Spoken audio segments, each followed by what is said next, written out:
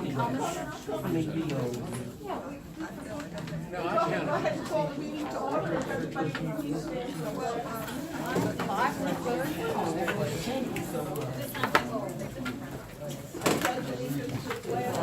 United States of America, and to the republic for which it stands, one nation, under God, indivisible, with liberty and justice for all. Good evening, everybody. Welcome. All right, there's extra minutes and agendas up front here.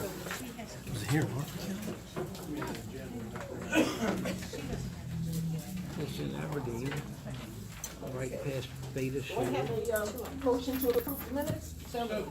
Second. In favor? Aye. Car, get the tree. We have our sheriff's report, and we have Captain McCool. Hello, good evening, everybody. So, for this reporting period is September 3 to October 3, and the reason for those dates, they run the report on a Friday, usually before the Monday meeting. So the top 3 calls for service in that time frame: suspicious incidents were 141, check on subjects with 108, and then alarm calls was 66. Number 1 and 2 were identical last year, but the third last year was animal complaints. It's not in the top 3 this year.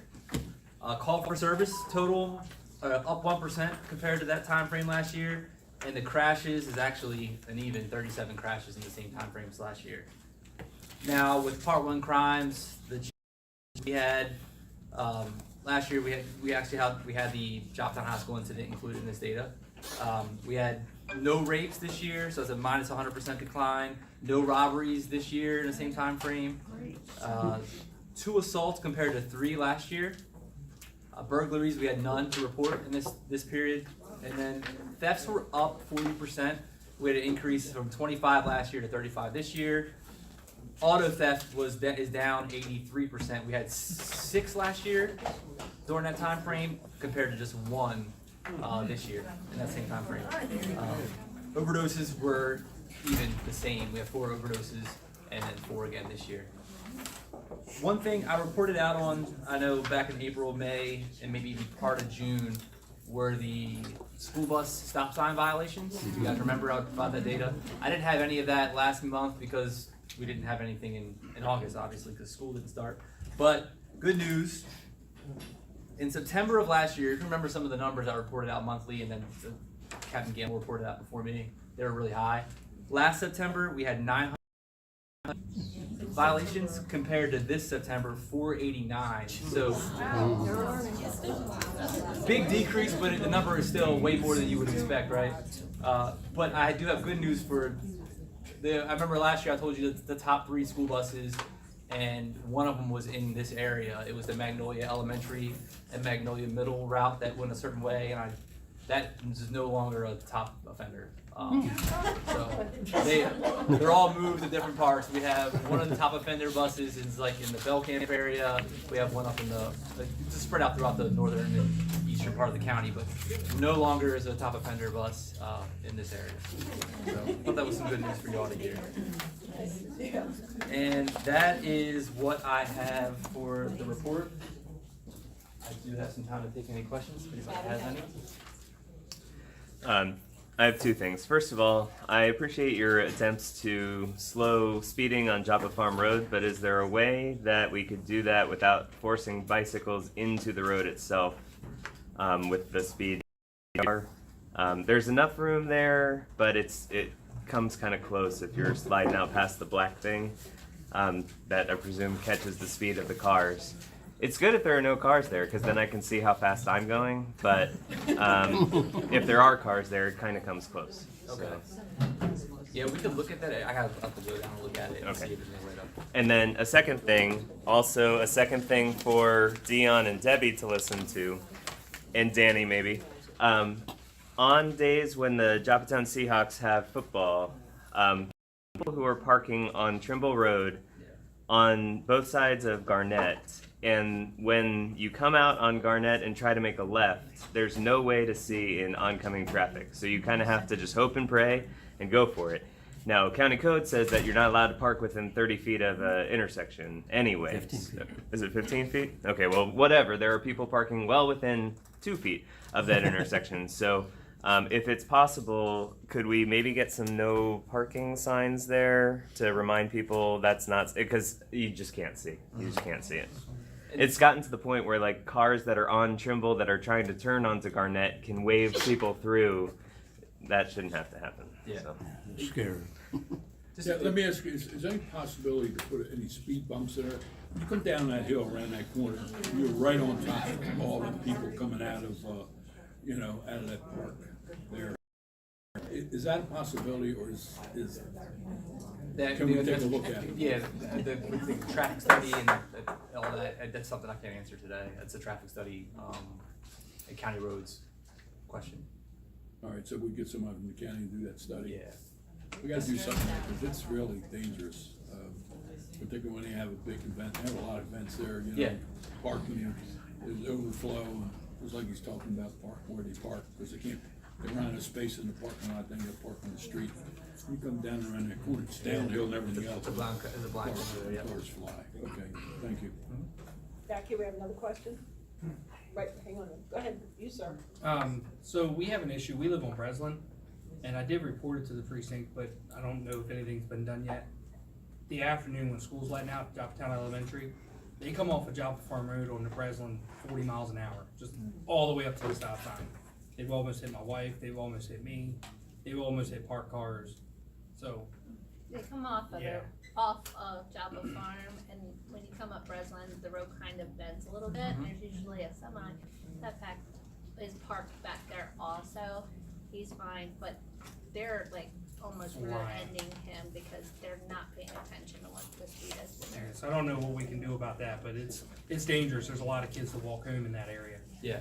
Mine being one some days, so it's very, very dangerous. I will confirm, what is give me the best intersection again? What's the road across from us, Bradley? Is it Bradley. So Breslin and Bradley is Okay. what we do, so. I'll confirm that's on our list, for radar enforcement, and if it's not, it will be added to it. If you already called, likely it is, but I We will did, reinforce, yeah, I'll reinforce that. Okay, thank you. No problem. All right, so my name's Danny John. I'm the president of Joppatowne Rec Council, president of the Joppatowne Seahawks football program. We have gone out, the football program's gone out and purchased our own cones and everything, and I get up there at 6:30, 7 o'clock every morning and put cones on the dotted yellow lines to try and slow traffic and get people to come around that double blind curve and slow it down. We have had accidents there before. And as Dion was saying, a speed reduction device, if we can get that traffic report done. But I sit down there at that gate and open and close the gate to let board members up to Copenhagen. And they're flying by there, even with the cones out, they're doing 45 mile an hour around that double blind curve. It can be very dangerous. And we've got a lot of people who have to park in the neighborhoods because the parking lot at Copenhagen is so small. I have your information. I'll forward you the lieutenant's information who runs our supplemental overtime detail program. You can reach out to him and look at possibly getting in contract with the sheriff's office for supplemental services, and we could then, if you were to get into an agreement with the sheriff's office supplemental overtime, we could have a dedicated deputy for, I know it's Saturdays, you have big days, they can come out and assist with traffic in that corridor there. Thank you. Yep. Yeah. Yes?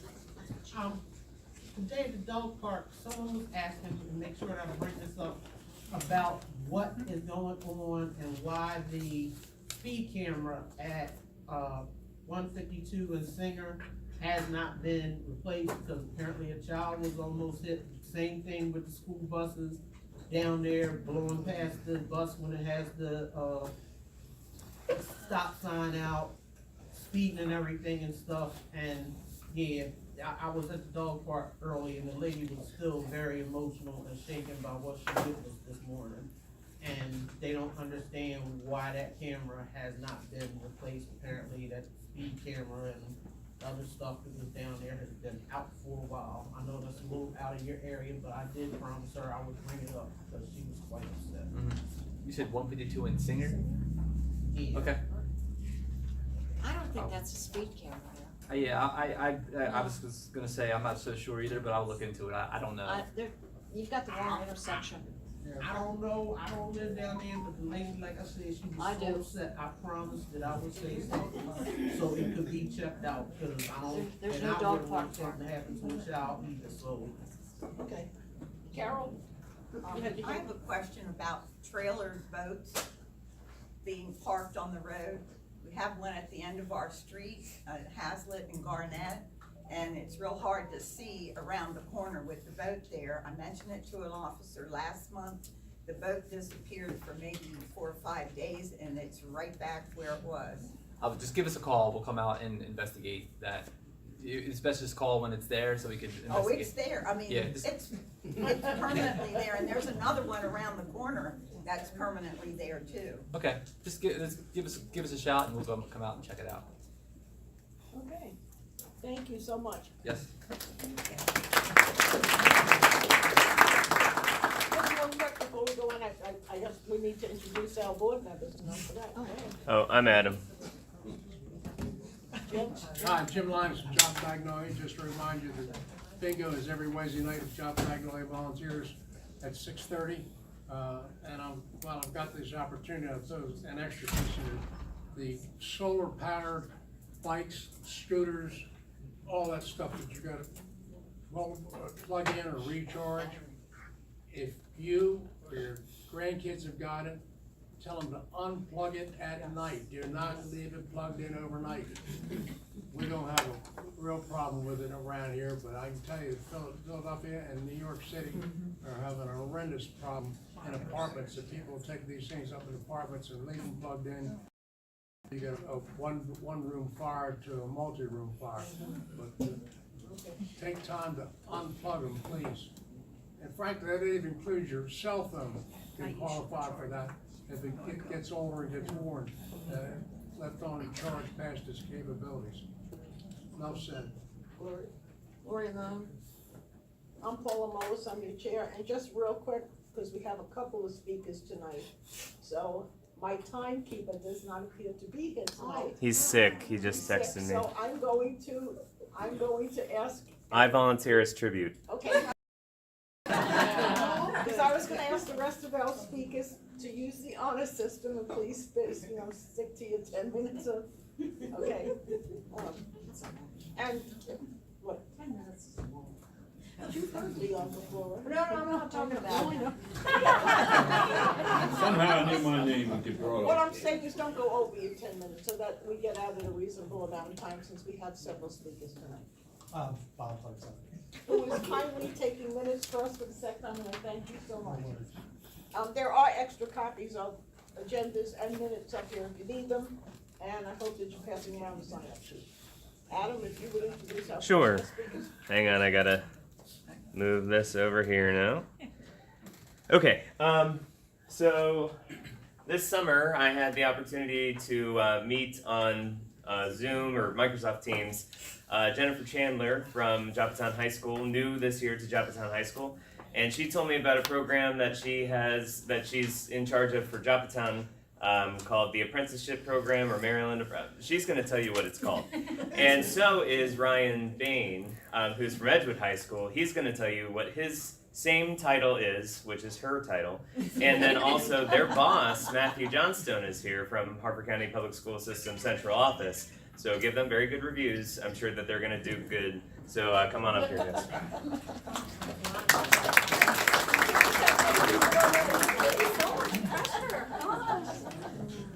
No, we're really a friendly crowd. I'm Jen, and this is Ryan, and that's Matt. And just to clarify, I taught in Harford County for 28 years and accepted the position at Joppatowne in July. But I split my time between Joppatowne and Pattersonville. Ryan is at Edgewood, and Matt is our go-to at Central Office. He's the coordinator for everything, and we're the teacher specialists. We are so grateful to have the opportunity to talk to you just a little bit about what we do. I promise we'll keep it to well under 10 minutes. But essentially, we are working on the Apprenticeship Maryland program and workforce investment. And really what that means is we are looking to make connections between students in high schools, particularly juniors and seniors, who are finishing out their academic career and kind of making next step decisions about what they want to do next, and connecting them with local businesses who are approved by the state in areas that are of more intense need. Where they can learn skills that would make them employable, that would give them an opportunity to go off to college and continue to pursue that, or to go directly into the workforce. And so right now, we have about 175-ish businesses in Harford County who have joined our program. I have left paperwork in the back on the table and my business card, so if you are a business owner or you know someone who is a business owner and has a business that you think would be successful in kind of coaching a student along in a particular trade or a particular field, we would love to talk to you and work with you in filling out the application. It's not a complicated process at all. It does take time because, again, it does require state approval. Once we have those, our job, Ryan and I, we spend a lot of time working with students in particular, trying to pair them with those businesses that are approved, so that we have not only students paired with this company, but they're taking related course instruction. So they're getting the academic part, but they're also getting the work experience part. And currently, I think, what was the number, 172? We have 172 apprentices in Harford County, schools working in the businesses that we talked about. So, did you want to jump in? Yeah, I'll say a couple things. Ryan Bayne, soon to be Dr. Ryan Bayne here in March. But it's a big deal. Thank you. Is the same as Dr. Jill? Close to it. But I've been in education for 20 years, and it's never a field I anticipated getting into. I kind of fell into it. But the greatest thing about being a teacher and a coach for all those years, and any coach or can attest to this, you get a chance to work with young students or student athletes and make them feel good about who they are. And teach them lessons about if you work hard and you do the right steps, you could be successful. And I always believe anybody who's in my classroom can be successful. What success looks like for every person is entirely different. This program, the Apprenticeship Maryland program, really opens up gateways for that success. At Edgewood the other day, I had a young man who school isn't his, he doesn't love it. But he has to go every day. And what he wants to do with his life is fix cars.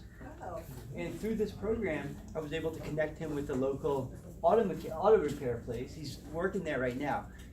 He's going to go from, I don't care much about school, to 18 years old, a high school graduate with certifications in the automotive industry, a job lined up on day one, and by 19, 20 years old, multiple certifications, health benefits, retirement benefits. That's transformative. And the more we create those kind of opportunities, we have students who can be successful in near anything. I truly believe that. It doesn't necessarily mean they have to go to college or they have to go this pathway or that pathway. So this program, I love it because it opens up all kinds of pathways. And the more our businesses are connected to it, the more our communities are connected to it, the more we can connect our students to such. Go ahead, I'm sorry. I'll go real quick. No, Are we still under? Yeah, you got time. You sure? Yeah, yeah, I'm only yes, kidding. sir. We're in our, You got a few more. oh, okay. Oh, We are, well, in that case. to tell you a little bit about where we are, or where we started and where we are now, we're in our third year of implementation. Our first year, we had goose eggs. We didn't have any businesses, we didn't have any students. So the support that the Harford County businesses have shown for our students and for our schools has been truly amazing. And it's not just privately owned businesses. So we in Harford County Public Schools, we have apprenticeship students within our food and nutrition. We have them in after school at Edgewood Middle School.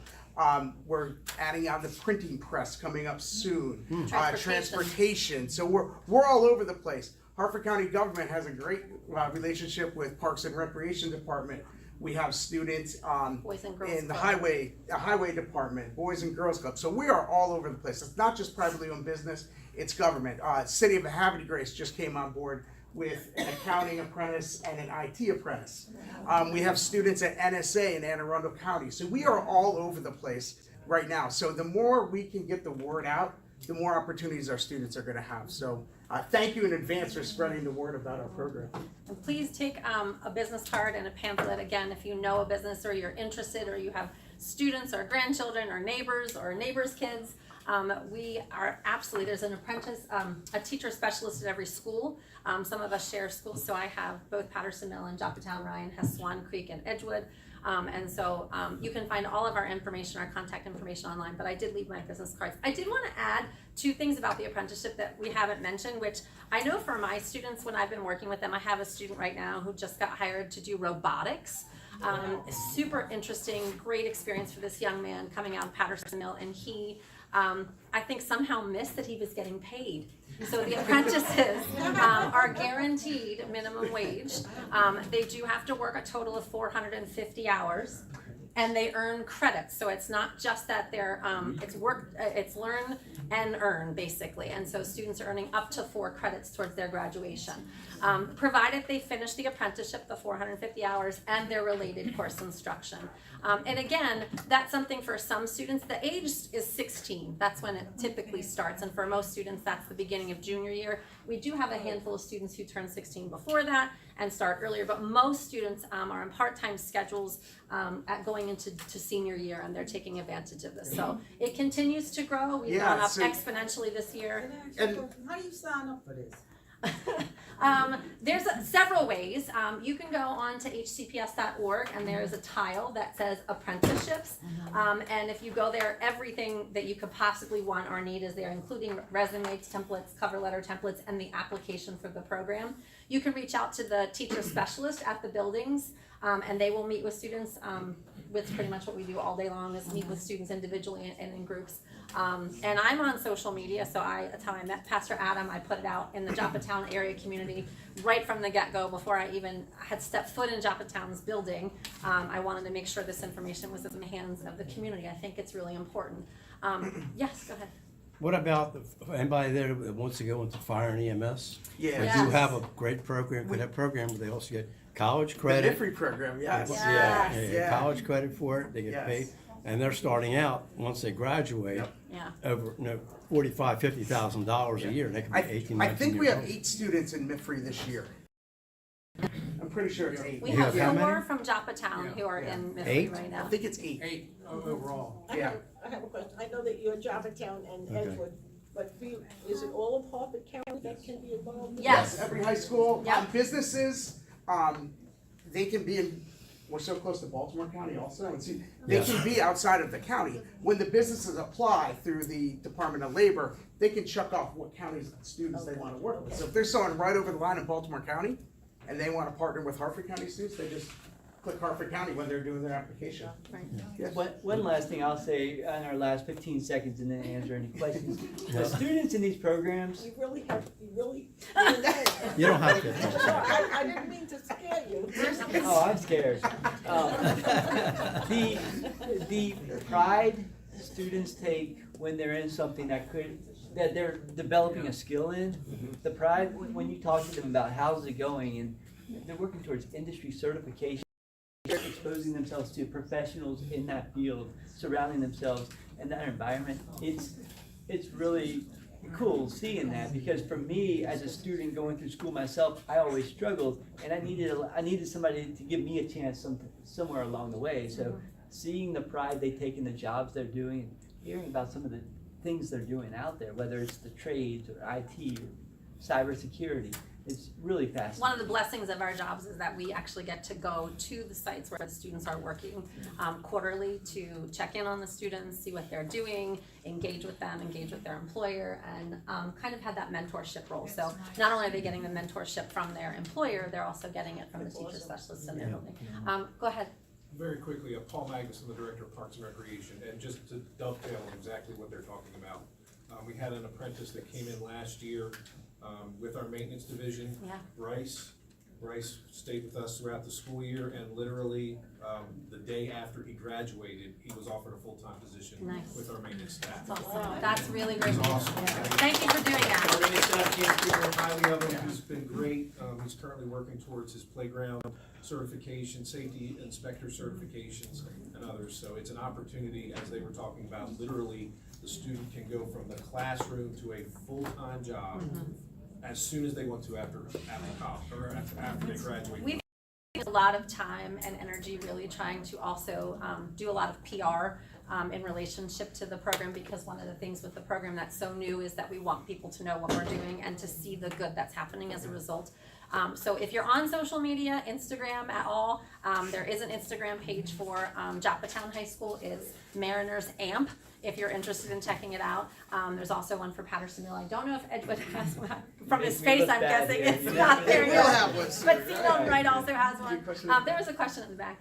Real quick, is your program tied into the Maryland State apprenticeships and also any of the union apprenticeships? Because, you know, both Delegate Johnsons had all of the unions out, the elevator ones, IBW. So what that, we're on the youth side of it. They are moving, there is a shift statewide to have more high school students in a registered apprenticeship adult side and start that their senior year of high school. That's gaining momentum as we speak. So you're probably going to see more of that throughout the state. So if you think about an adult apprenticeship, 2,000 hours for that apprenticeship and 144 hours of related instruction, whatever it is, the registered apprenticeship, the shift they want to see some of these companies make, or some of these unions, some of these whatever they are, is have the students do 250 hours of it toward the registered apprenticeship while they're still in high school. So that is a new and up and coming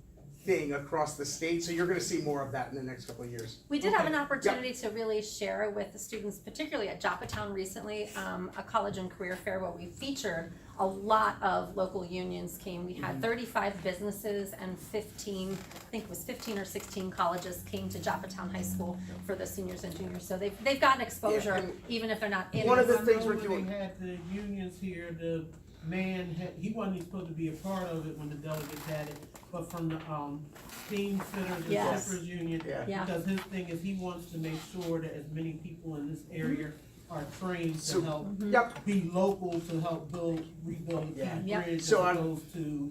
On Wednesday, we're taking 3 buses of students to the union's trade fair in Baltimore County on Wednesday. So we have a Joppatowne Edgewood bus, a Harford Tech C Milton, and a Havre de Grace Aberdeen bus going. So we have 3 buses going to meet with all the trades in one location where the students can just rotate tables and get the information they need. When is this, Wednesday? This coming Wednesday, yes.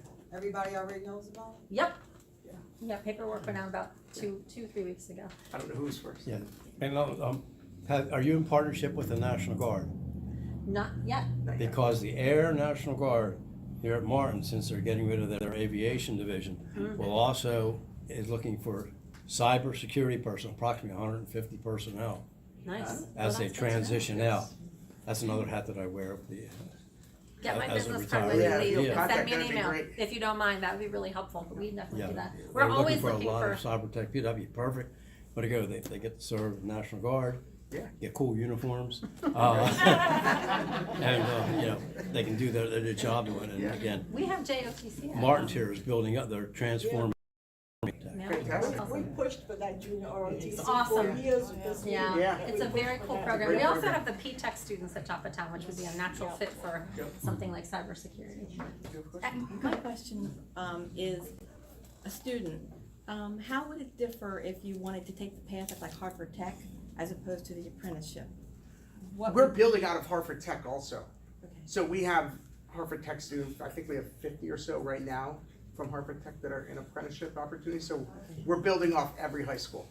And at that point, then you would start in 9th grade?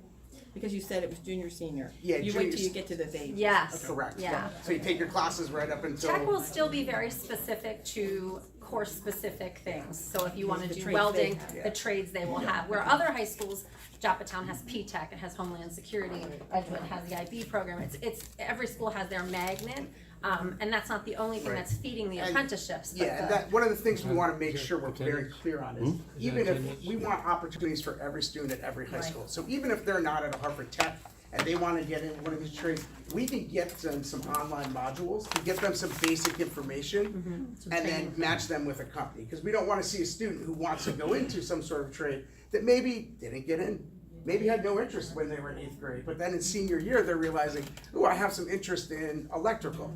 Okay, let's get them that opportunity while they're still in high school. So we want to open to all students at all high schools.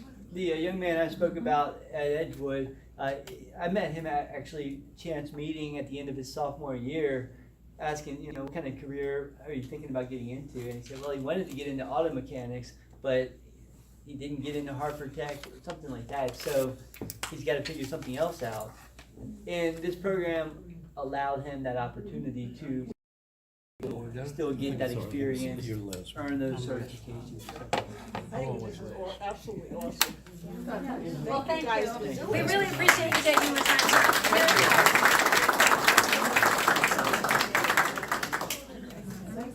I'm the voice of reason and freedom. Thank you very much. Yeah.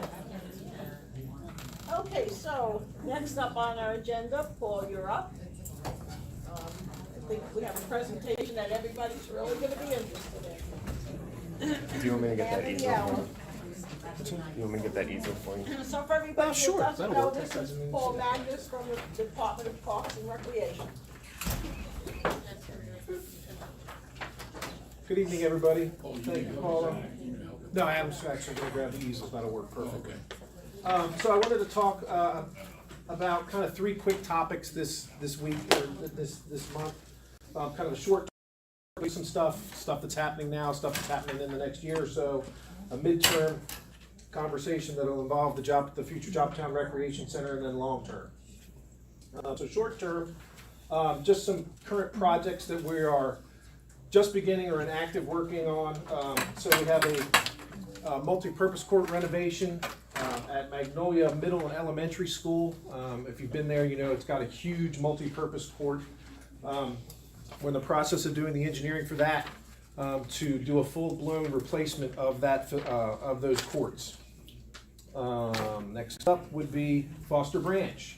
The Foster Branch.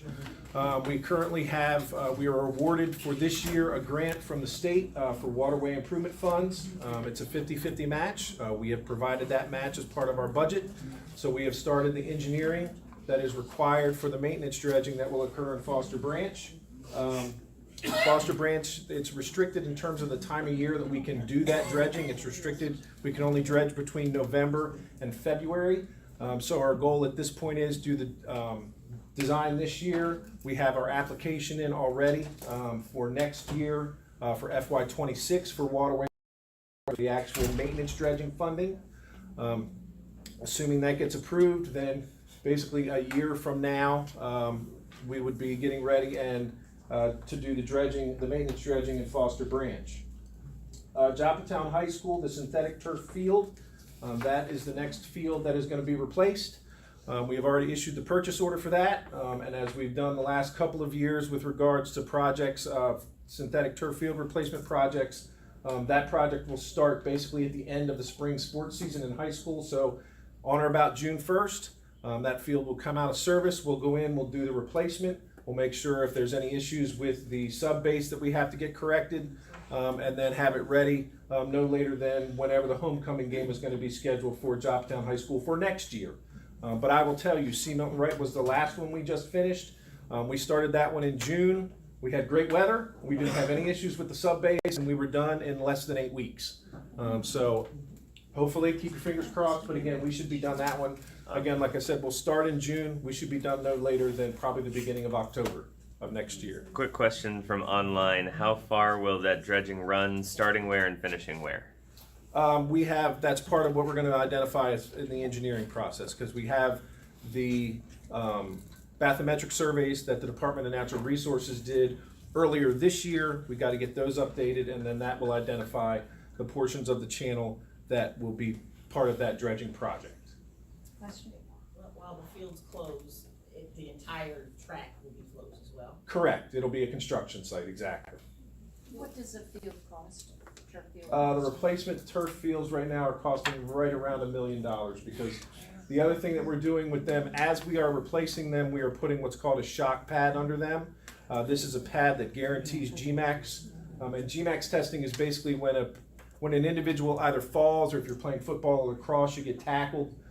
It's the shock absorption, and basically anything above 175 is going to become probably the new industry standard. Currently, it's above 200. If it's any score above 200, we do GMAX testing annually. Scores above 200 basically are an unacceptable level of possible severe injury. Where we have put these shock pads in, we are getting GMAX tests, and they are guaranteed for 20 years. So it will create a very safe field space that is usable for not only high school sports, but also our Recreation Council partners for a couple decades. We'll go back and then we'll come back up front. Is Ridgely's Reserve gonna be putting up any monies toward this dredging that we're having done? I've had conversations with DPW. I know that the county has fined the engineer for that, and I would like to have those fines applied to that project, but I haven't gotten an answer yet. Also, major lawsuit. And right there, that whole piece, which I'm not gonna wait till that gets resolved before we get dredging. You're right. The Edgewood field will be done? I will check on that and get back with you. We have a schedule based on the GMAX testing results that we do every year. And I don't remember whether I don't think it's next year, I think it's the year after that, but I can get back with you on that. Do you have another question? And right, you're talking about the turf field. Do you do are you responsible for any other upkeep for the schools, like the long jump pit, the sand pit? Is there some safety issues concerned with that? Or is the school responsible? The school's responsible for most of the track stuff. We're basically responsible for everything inside the track. So if the long jump, there are some locations where the long jump is inside the track. Where those occur, yes, that would be part of that project. There are also locations where they're on the outside of the track, and that's a school responsibility. Another online question. In Mariner Point Park, there are markers numbered 1 to 20. They've been there for several years with no apparent purpose. Do you know what they are? I know what they are if you need help. Oh, they are, there's actually a trail map that connects to those numbers. Yeah, we haven't seen the map yet. I asked Matt Ryan about it, and he said it was a Boy Scout project, and Boy Scout kind of disappeared over COVID. So I don't know if the map exists, but if you've got it. I will follow up with them on that. We have another question. Where will the waste go? Will it go back into the dredge material? The dredge material. So we renovated the dredge material placement site that is in the middle of Mariner Point Park, and we did it for that purpose. So the dredging that occurs at Foster's Branch and the dredging that occurs on Taylor's Creek, as well as Gunpowder. Those are the only 3 waterways that dredge material goes into the Mariner DMP placement site. So that's the pond? Yeah. The clear pond, the only clear water. Yeah.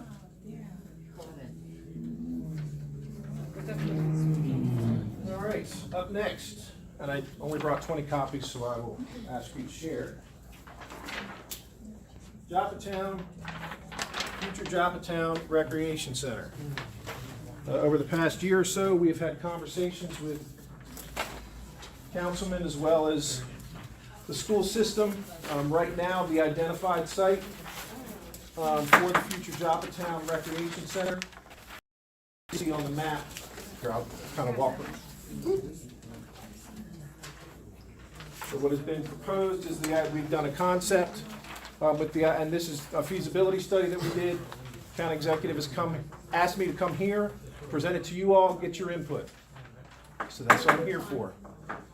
So again, you can see on this map, the idea is that it would be placed as part of the Joppatowne High School property. There would be a separate parking lot for it as well. And that's at the moment, that's as far as we've gotten in terms of the feasibility. Again, it was, so 32,000 square foot? that's what we just did a feasibility study with the idea of if we did it as large as we possibly could, what would that building be? It's right now the idea is that building would actually be based upon the Churchville level building, which actually is about 22,000 square feet, but it includes a full-size gymnasium and classrooms, et cetera, et cetera. Right, okay. So again, part of what I'm here for tonight is to hear from you as to what your all, the community's thoughts is with regards to this proposed location. All right, one at a time. First, probably been working on this for 20 years, as you know, and we finally coming to reality here. I can't thank you enough, and Terry Hanley and the county executive, Bob Cashley. We've looked at a lot of different ideas, and as you know, we actually had about years ago, thereabouts, we had it all set for where the swim club is, and we know what happened there. It's unfortunately the person that purchased it is sitting on it, and he hasn't done a thing in 10 or 12 years, so I don't know what the hell is going to happen with that property. But this is actually, I think this is a better location. It's like all of the other community centers around town. I think there's about 15 of them thereabouts all around the county, and a lot of them are close to the schools, which is great because the kids can come out of school and go right down to the community center. We can't hear you back there. Oh, I'm sorry. Just that we think it's great because it's close to the high school, and the elementary and the middle schools are out to the right of both of that, so it's easy to get to. Mostly all the community centers around Harford County, about 10 or 15 of them out. Well, it's probably 12, 15 of them. They're all close to schools, which makes sense. This day and age, you know, all parents work and kids get out of school at 3 or 4 o'clock, and it gives them a place to go before the parents get home from work. So I want to thank you, Paul, for your effort.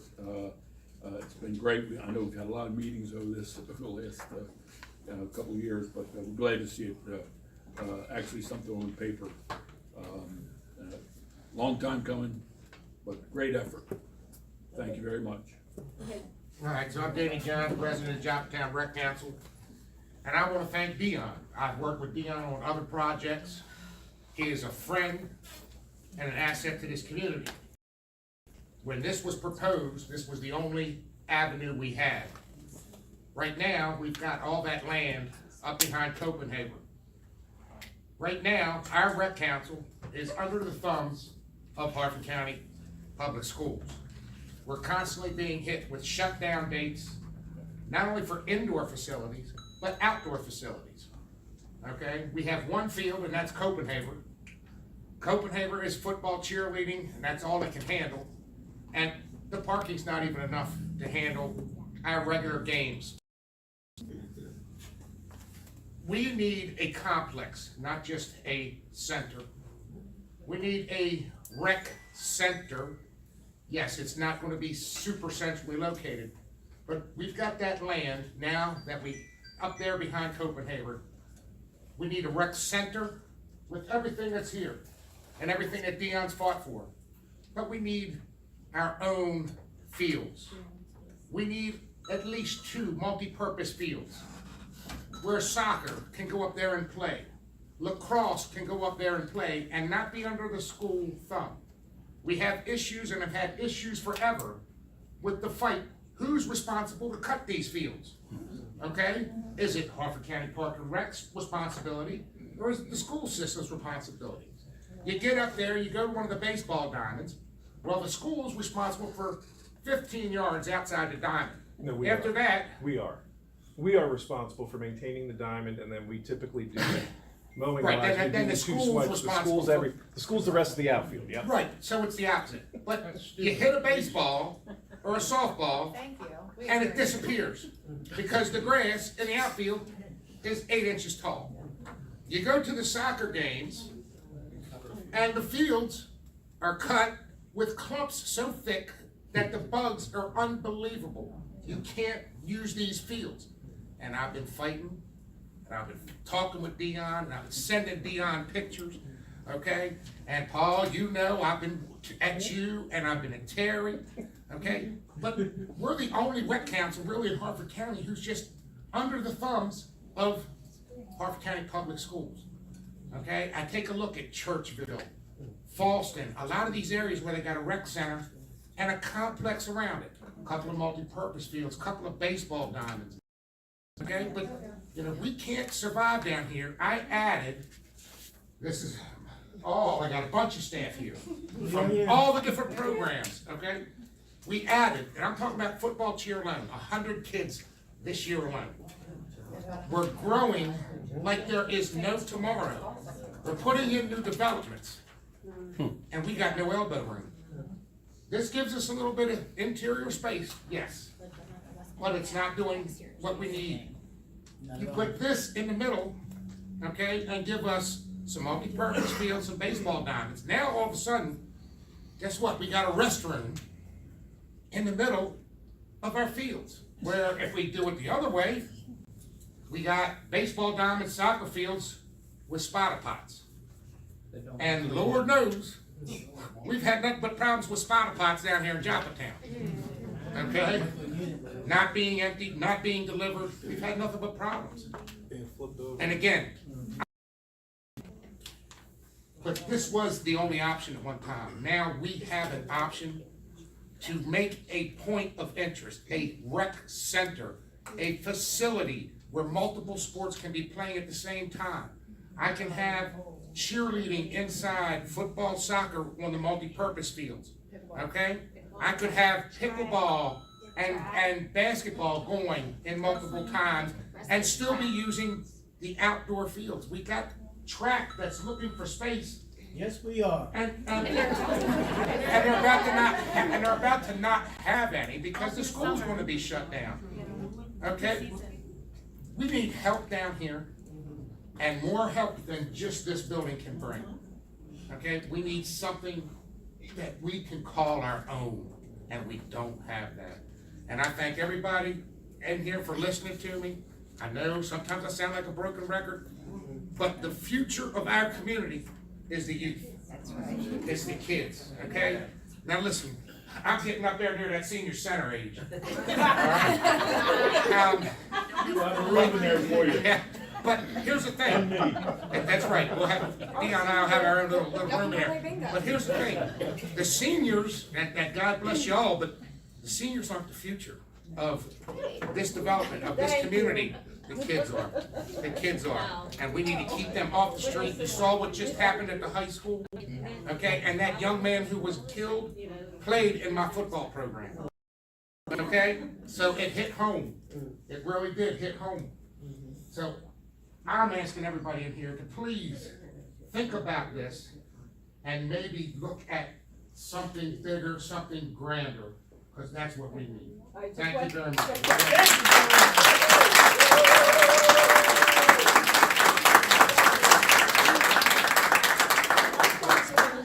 Paul, will you take that recommendation and go out and check that property out and see what the, you know, what the, Well, I want to clear up some misconceptions about that property.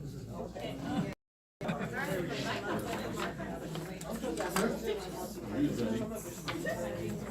Okay. So what you're talking about, Danny, is the Salvo property, what we're now calling Foster Branch Park. Okay.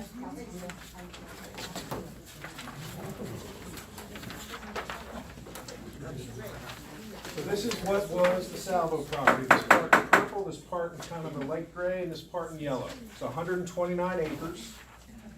It was acquired through a combination of funding through Program Open Space local side funding, Program Open Space stateside funding, and the Army Alliance. What you see in the purple down here is passive recreation. This is the part that's encumbered with stateside Program Open Space funding, which focuses more on conservation efforts, more on protection. And it's the more ecologically sensitive area of the property. What you see here in kind of the light green gray is local side program open space encumbered, which means it has to be a public park. And that public park can include active recreation. So I just want to clear that piece up because. And you can see what they planned to build there before. And you can, yes, you can obviously see, you can see on that map what was proposed in terms of the subdivision for that property. This property, to orient you in terms of where you are, if you're looking at this piece of paper, Copenhagen Park is right down here. Okay? So yes, we would have to do, we wouldn't be able to do fields and such, but we would probably have some type of walking trail connection between the current Copenhagen Park and whatever gets developed up on the northern end of this property. here's the passive, here's the active. So that's a long-range plans, property. I think it is what you're talking about in terms of the alternative. So how many acres is the active? The active area is about 43 acres. Hang on one second, we have a question in the back, sir? Yes, sir. Hi, Tim Meyer with Chairman of Joppatowne Rec Soccer. So, I mean, we all understand kind of that there's, you know, differences and they all have their rules and regulations, but just a few, you know, months ago, that was all gonna be torn down and it's gonna be houses and probably more sediment into the rivers down here. So, yeah, I mean, I've lived in Joppatowne my entire life on and off. I know that in my 40 years, a lot of pieces of property that wasn't allowed to be built on has been built on.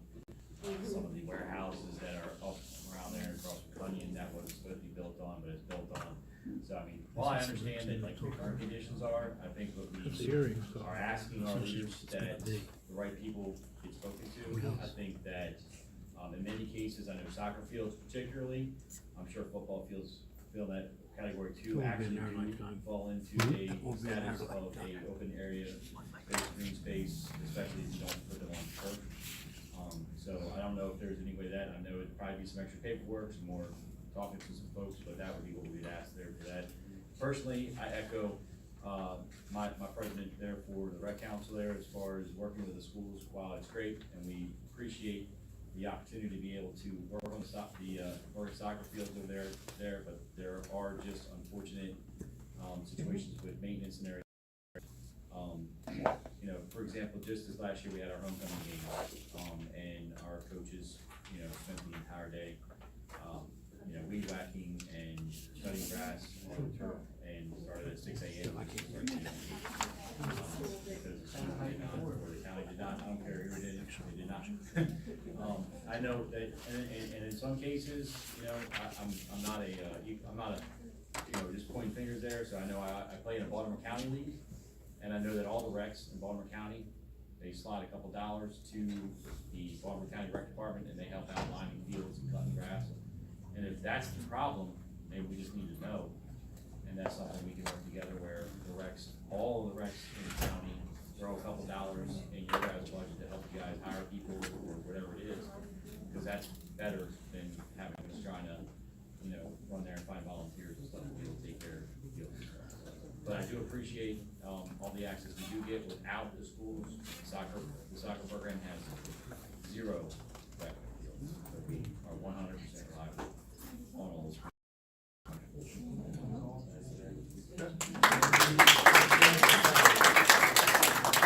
So there's not any other property anywhere in the area that just the high school? Well, this is what we're talking about, again, the Foster Branch, which was the old Salvo property, the Foster Branch Park property, is the alternative that Danny is talking about. And again, you can, on 43 acres of that, develop active recreation, which would include fields, which would include a recreation center building. So it is an option. And that's why I said, the county executive, part of what he wanted me to come here tonight and talk with you about is what, you know, what had been identified as the preferred location, get your input, and I'm hearing what you're saying. Carol? Yes, ma'am. Oh, I'm sorry. I had one in there. Okay, we're gonna start over here and work our way that way because we got a lady right here in the center too, I think. Hi, my name's Dina Hummel. I am the vice chair of the soccer program for Joppatowne. And to kind of spin off what Tim just said is that we are heavily dependent on the school's fields right now. So anytime that they have an event or they decide that they're gonna give us a blackout date for whatever the reason, we're at the mercy of the school and their schedule, even though we've put our UOFs in months in advance. So a lot of times we have to rearrange our schedule and our games and our events at the mercy of the school because it's quote unquote their fields. And just to go on, we just had our home game and we had coaches there well past dusk Friday night maintaining the fields. We had people there at 5 a.m. trying to maintain and get the fields cut in time for us to have. However, because the schools did not take the initiative to mow the grass, and this has been an ongoing problem year after year. Same thing with porta potties. They're not cleaned, they're not drained on a schedule. It's been a repetitive problem.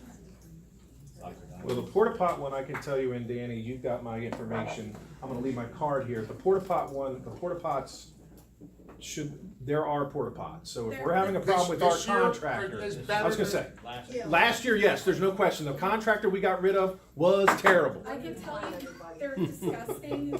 I'm just in the recent last few weeks, they're not being. But there's one for an entire school. There's Yeah. one porta john Yeah, for 3 all baseball those fields. Okay, if we need to add additional So porta it's- pots, let me know. We can, Carol, that's, I was gonna say, the plan that you have for Joppa Farm Road and the school property, I live very close to that.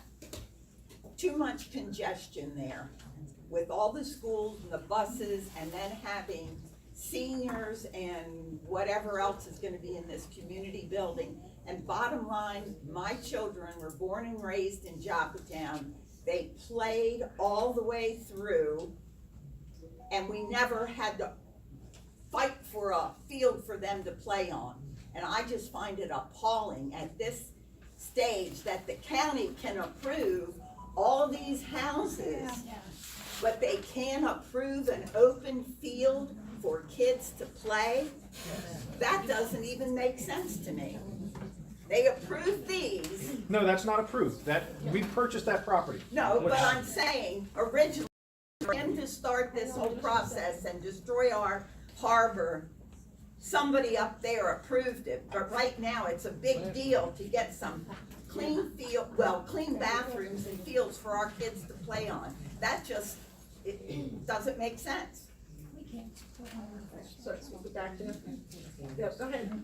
My question is, for that particular map you have, is there any way, and I don't know that there would be, to swap the purple and the green? To put the green closer to where? No, because this is the more ecological area of the property. This is the piece that the state was interested in and why they participated with stateside program open space funding. But it might be potential to put a pathway. Yes, absolutely. You would, yeah, I mean, no matter whatever gets developed up here, there's gonna be some type of walking path connection between what's up here and what is currently at Copenhagen. And just to throw it out there, someone who lives on Howard Hill, and someone whose son was in rec football, love you guys. That would fix your parking problem. That would fix the parking problem and all of the traffic that's on Trimble and all the people in the community. It's Falcon Bridge, it's Garnet, it's Foster Knoll, that deal with that. It would keep our kids safe as well, if we're able to get some. Just a parking lot there, Copenhagen would help. Okay, so hang on a minute. Liam? Yeah. Hi, I'm good. Real quick. My name is Samantha Dunn. I am the director of the Seahawks cheerleading program, and this is Deisha. She is my co-director. We currently have 8 available days at Joppatowne High School for this month. That is it. For our girls to practice on a full mat before they compete. The only mats that we have access to are at Joppatowne High School. We have folding mats that are safe for the kids to stunt on, but it does not give them the best preparation to go into competitions. We have 8 days, and I have 6 cheerleading teams that I've got to get in with those 8 days. Every single night that we are there, I've got 2 teams splitting at the gym, and they're only able to practice on half of the mat. It is absurd. When I look at other areas, Bel Air, when I look at the other areas in Harford County and Baldwin County that are in our league, when every team is practicing on a full mat every single night, and then our girls are not, and we're still bringing home the championships, and we're still bringing home the first places. It's just insane. Our kids are working their butts off, and they are not being given the best accommodations for them. It's insane. It's not fair. And they deserve safety. And also, on top of that, the school also will not let us in till 6:45 every day. Our practice state. So they have to go in and only work on half of a mat. For only an hour and 15 minutes. Because we still have to roll the mats out and roll them off at the end of the night. So for about an hour, they're splitting the gym for 8 days this month. It's just not fair. We're not setting our kids up for success that way. And I'm thankful that the parents in my program bust their butt and make sure their kids are in practice as much as physically possible so that way we can get that practice time in. But it's insane. And as much as I love being able to bridge that community and that gap with the high school cheerleading coaches and the high school coaches in general for football, soccer, all of it. Unfortunately, I just don't think that putting it at Joppatowne High School is our best plan for success. I know that when there's basketball games there, it is all the way down Joppa Farm Road, packed. So this little parking lot that we're set up to get right now is going to be filled with basketball game parking, volleyball game parking, and football game parking. There will not be space for our parents or our coaches to even be there with their kids. I love that we're finally getting this. It's going to be so beneficial for our kids to have, but we need to make sure that we're putting it in the best place for the entire success of the entire community. That's the one and only way that we can make this happen. Sorry, I'm very much so my father's child. I'm very much so my father's child. But we just, it's, I was just gonna say, yeah, well, I look just like my dad too, so it doesn't help. Thank you very much. It does. So I watched Bel Air at the McPhail Center be able to have 2 full mats in that gym and have 2 teams practicing on a full 7-panel mat every single night. Plus, they have 2 more mats at 2 other elementary schools.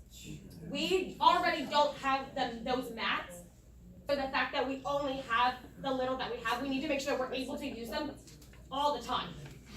Right now, we're just not able. And luckily, again, our cheerleading program is thriving. 2019, I had 24 kids. I have 110 this year. So we are thriving massively, and that's with being hit with COVID.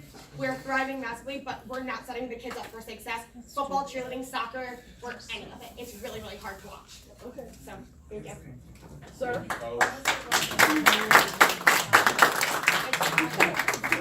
So my name is Scott Trimble.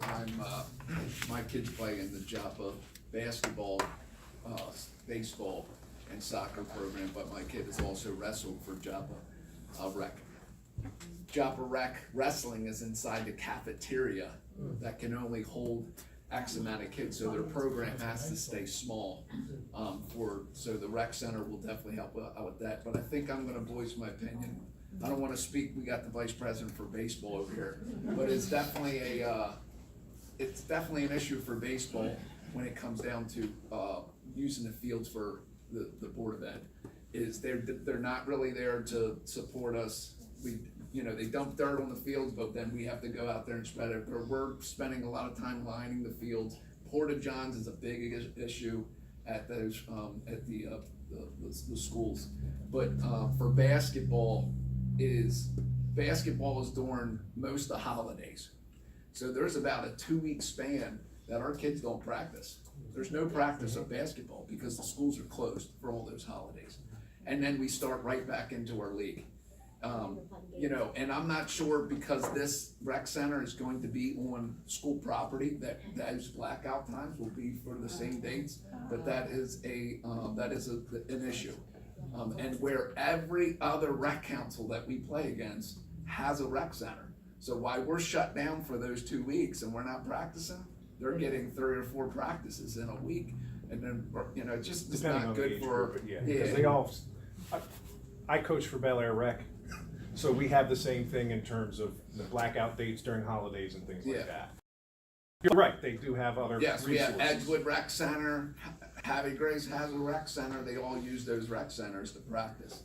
But, for my speaking, is we need a place that is not in the jurisdiction of the Harford County Public Schools. It's just not conducive, it's not working.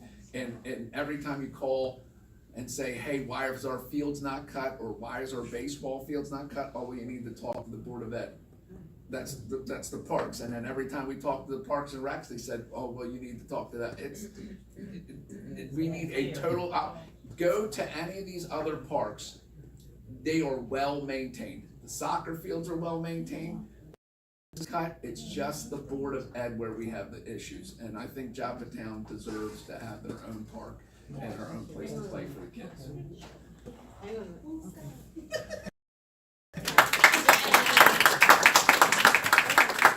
Can I ask you a question though? Because you were saying that Edgewood has a rec.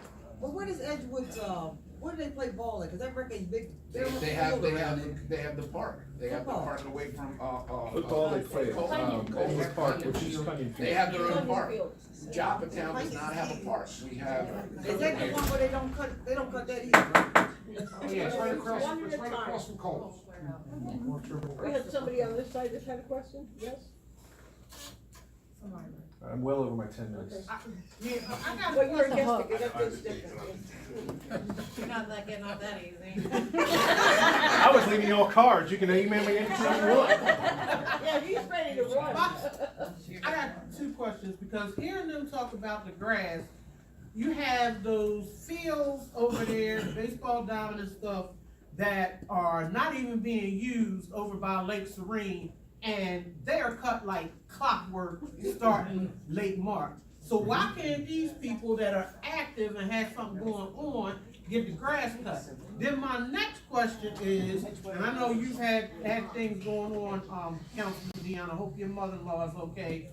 What happened to, and do we know if the pool property made their deadline of requesting a zoning redo? Because they said in their last communications that when the open zoning period came this time around, they were gonna do that. If they have not done it, I've been working with him, I done got the IRS involved. Now this time, we said, go through the Maryland nonprofits. That's who they're registered with, that's who that group is chartered through. They've had that property over, what did you say, 10 years? 10 years. Dion? It's been over 10 years they haven't done it. Right, so now what Maryland nonprofits is advising is they're not showing good faith under the state nonprofit rules, so that y'all can move in and make them do something within a year or rescind to y'all. And it's time to get that done, because it does not make sense for y'all to put money in a building where these programs are gonna be they're gonna be outgrown it, and it's not gonna be enough space within 2 to 3 years. They've been through enough, and they deserve something that's gonna be able to grow with the community.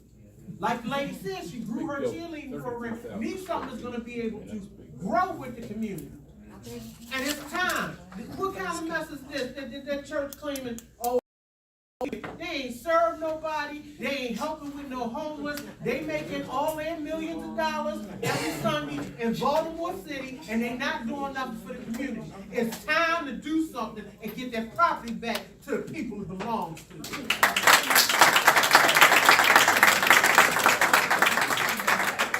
All right, so in answer to your first question, Edgewater Village, Lake Serene, that is a county park system, and therefore we do the mowing there.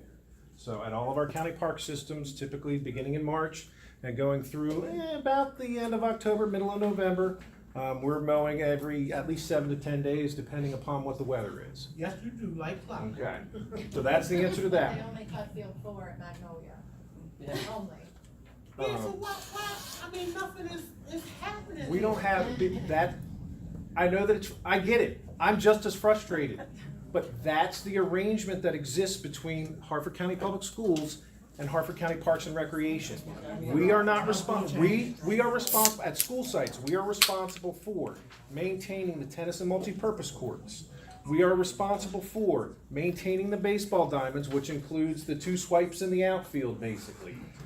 The school system is, and there are a couple of sites, Magnolia Middle is an example, a middle elementary school, there's an agreement because of the way that area in between those 2 schools was developed, where we have maintenance responsibility portion of it, and the school system has maintenance responsibilities on the rest of it.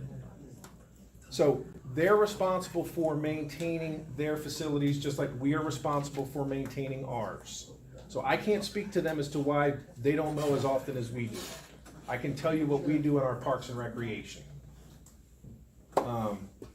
As for the former pool site, I have no idea, and I'm not going to put him on the spot, but Rob Wagner is here, and Rob is part of the Southern County Task Force, because that's not a Parks and Rec issue. That's a planning and zoning issue. That is a piece that Parks and Recreation, we don't play a role in.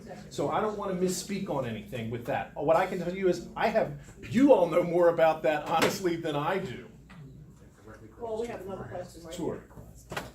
Go ahead, ma'am. Yep. Yeah. Purple shirt. Sorry, but there's one behind me. So just to clarify, with the paper we have up here, the green area is the one that would have the potential for Joppatowne Recreation Center that includes open space fields like baseball diamonds and soccer multipurpose Active fields. recreation, which Active includes recreation fields, is a good term. fields, playgrounds, Track? restrooms, whatever, you know. A track? That is Okay. I mean, it's possible. And parking, right? Like parking to get Oh, people yeah. off of the road by Copenhagen. Then the other question is, I've never walked 84 acres in length, but a walkway with kids, because I'm a mom of 3, like a shuttle service, I mean, how, is that realistic? I don't know. I like HGTV, but I can't design a room, right? I just like it when I see it.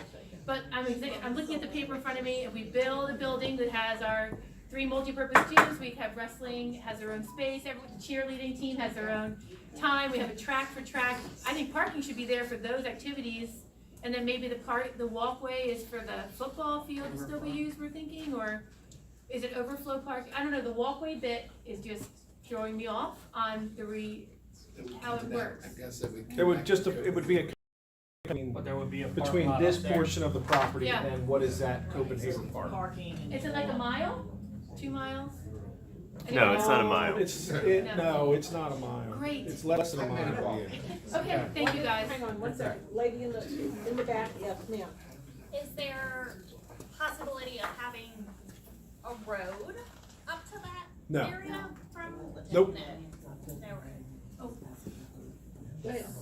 For those of you challenged by the concept of space, we're talking about all these wonderful ideas for the open space. Keep in mind, it's 43 acres. Okay, so if you want to compare space, how much can you fit into a space like Mariner Point Park? You're not going to have a rec center building, a lot of fields, a track, plus parking. That's not going to happen in 43 acres. So is it either You or? could do a building and you could do some amount of fields, absolutely. Right, you could do both, so. You could make it a Space complex. there and then build. It would not be, and if you've been to the Churchville Recreation Complex, it's not gonna be that where you have the building and then you've got a half a dozen, you know, they've got upwards of 10 fields it's not gonna be that, but it would be the recreation you could have a building there, and then you could probably have, I would say anywhere between, probably right around 3-ish fields. You might be able to get a little bit more. Part of it has to do with, again, parking. You talk about Copenhagen. One of the reasons Copenhagen no longer works is because the way we travel to games has changed substantially in my lifetime.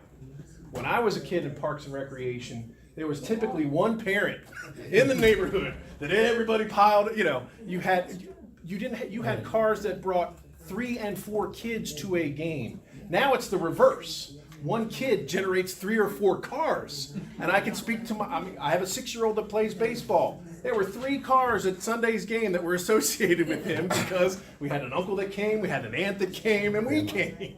So it's just a function of the way that, again, we have changed in my lifetime with how we travel to and from recreation. But that's also part of what we have to take into consideration when we design new buildings, new parks, etc. Go ahead, Adam. So it sounds to me, just based on what I'm hearing in this room, in the interest of time, the backside of that map with the Joppatowne High School thing is less favored than the possibility of building something, a recreation center in the green area, the active recreation area there and that. And I think we can mostly say that that's what we're hearing. So I think the best thing to do would be go back to the county executive with that message and say, we're looking at that green area, and you pass out your cards and we email you ideas and yeah. We'll design it for you. I think Paul has enough ideas to take back to the county. Well, I want to thank Paul I'm because gonna leave a Paul stack takes of my lot. cards up here. And literally, I say this, and so Paul, I will say this to you as well. Look, I've been part of this department for 17 years. I've been to this I've been to your Joppatowne Community Advisory Board on a number of occasions. You all are as passionate about Joppatowne as everyone else is about their own community. And I love it. Look, I'm from Harford County, okay? With the exception of 9 years when I was a kid, I've lived my entire life in Harford County. I love this county. It's why I love being the Director of Parks and Recreation. Because every day I get the chance to have a positive impact on the youth of this community, on the adults of this community, and on the seniors of this community. Every day, and I look at my staff and tell them that, look, we're the one department that people come to because you want to, okay? You want to register your kids for Parks and Rec. You want to register yourself for classes.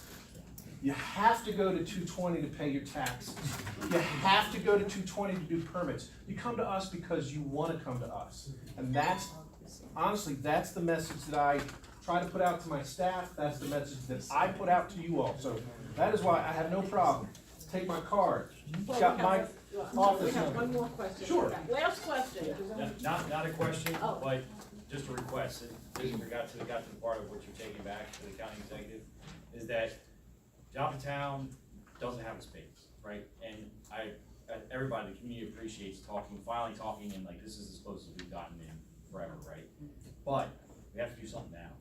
And I think that I've talked to you and I think your predecessor a couple years back on the MOA situation between the rec and the school systems. It's been in progress now for almost 3 years. Every time we get to a point, we either have a new superintendent or now we have a new deputy superintendent. I know it's an MOA, so it's not like a contract where it's very enforceable, but currently the school systems are in violation of the MOU because they're not providing us our due time at 6 p.m., which is supposed to be, right? Now, of course, we all have kids in schools too, so it's not like we're forcing the issue there, but at the same time, we're not getting that area. But the second thing is that minus the last year or so, middle school hasn't had any sports on Magnolia Middle School in like 20 years, right? So it's great they do, but maybe a good compromise while we're trying to figure out how to get a rec center is to be able to turn over these fields to the rec department, because our rec is going to be using these fields more than the schools are. The rec is more capable and has more motivation to focus on recreational sports and sports in general. The schools are focused on teaching our kids how to be the best person, best education, and everything else. So let's let the schools teach our kids, and let's let the rec sports take care of the rec sports facilities. And that might be a good compromise until we can actually get a facility. I agree. Thank you.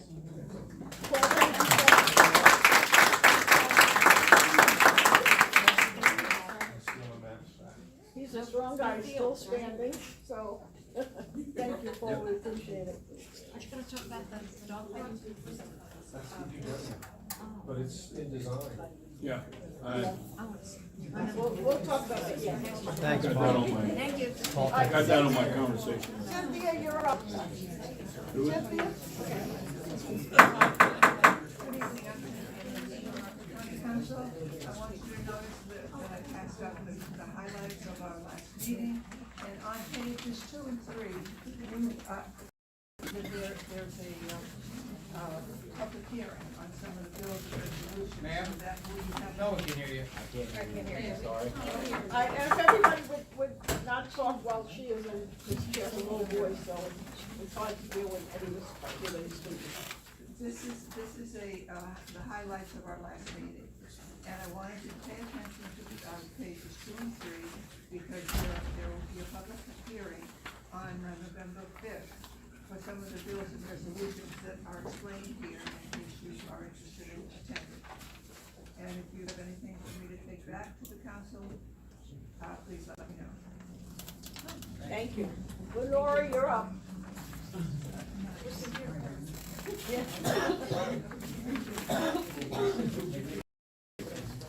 Good evening, everyone. Hi, Lenore. Bringing information from the county executive, but I wanted to make just a comment about what we've been listening to today for our young people. And it is important that our young people have access to recreation. mentally and physically. It helps the individuals. The ladies that are over here at Joppatowne, if you give me a couple minutes, I'd like to speak to you about some things. Maybe my sorority can help with those mats, okay? So just give me a few minutes for that.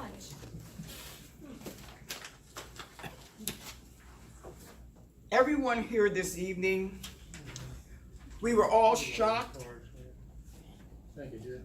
and saddened by the terrible act of violence that took place in Joppatowne High School, resulting in the death of a 15-year-old student. The county executive wishes to thank our first responders, their courageous school staff, and the community members who came together to render aid and to assist our law enforcement. Our hearts are broken for the victim's family, and I hope we have not forgotten that. They still need that support. And I want to say this is not coming from the county executive, but from my sorority, Zeta Phi Beta, to help the teachers. We donated $150 for 18 bins so they could put cell phones in at that particular school. So as a community and as a family of individuals that are interested in our youth, please continue to band together. The county executive is giving high-tech assistance for school safety. After that tragedy, our county executive's administration met with the school superintendent and his security team to offer county assistance in the Joppatowne High School in the technology area. They want to work with us, and the county executive has looked into this. The administration will help the school system evaluate firsthand some of the latest technology to assist in school safety. Harford County government will continue to support and collaborate with our schools as they work to keep our children safe. Impact fees.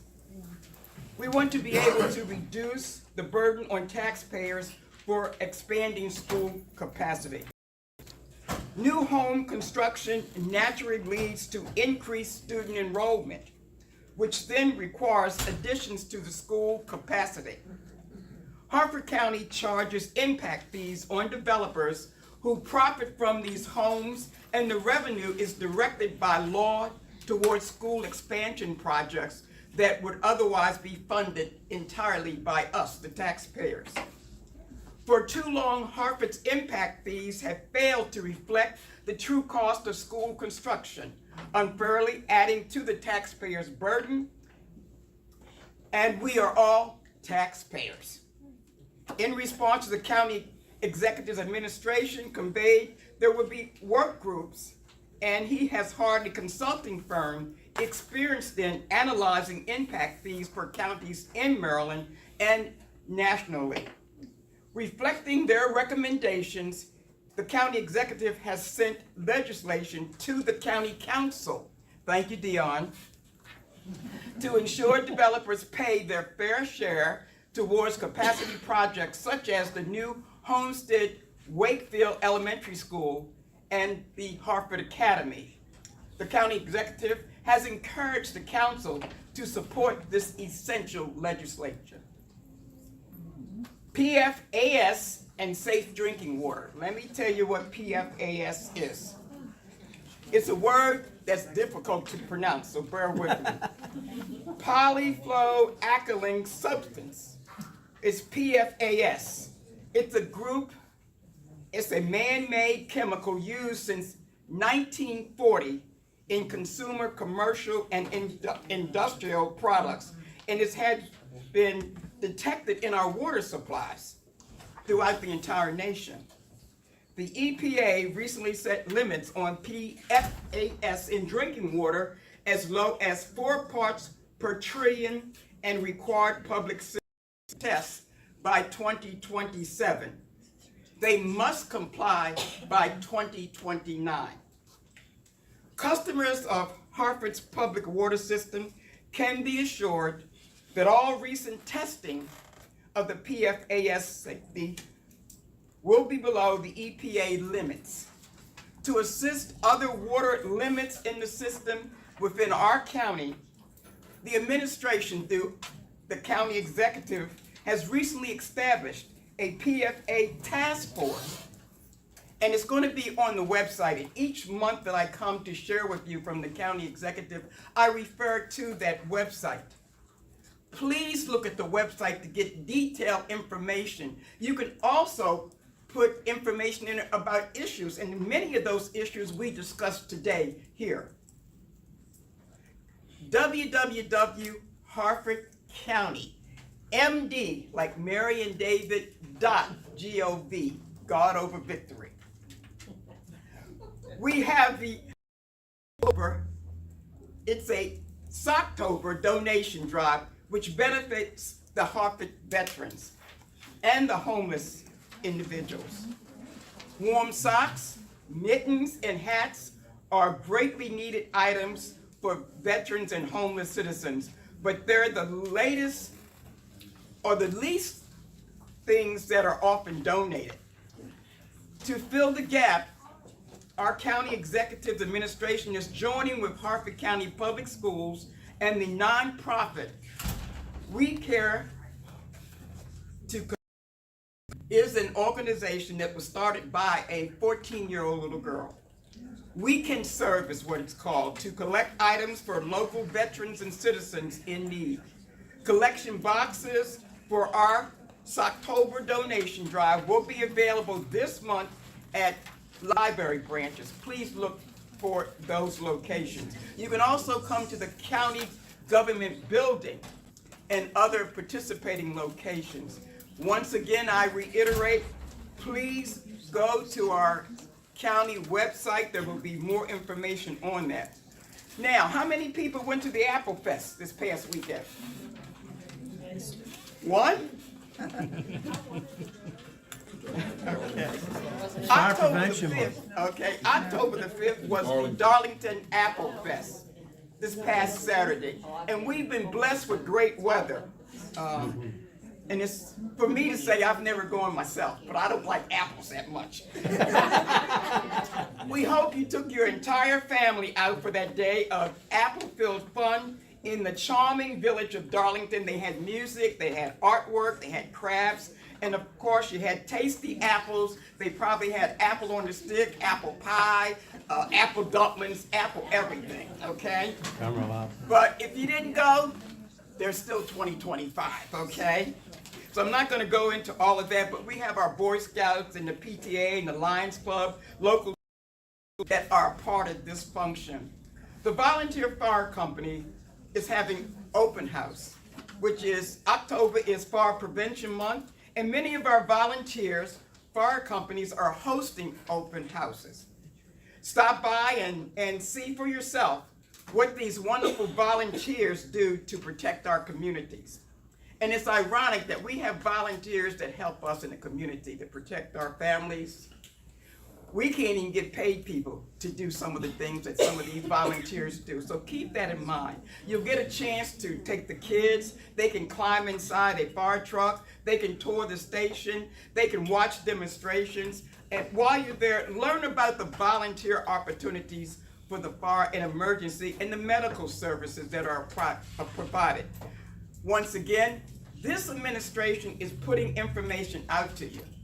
You don't have to ask your neighbor. You don't have to go someplace else. All you got to do is go to a computer and get online.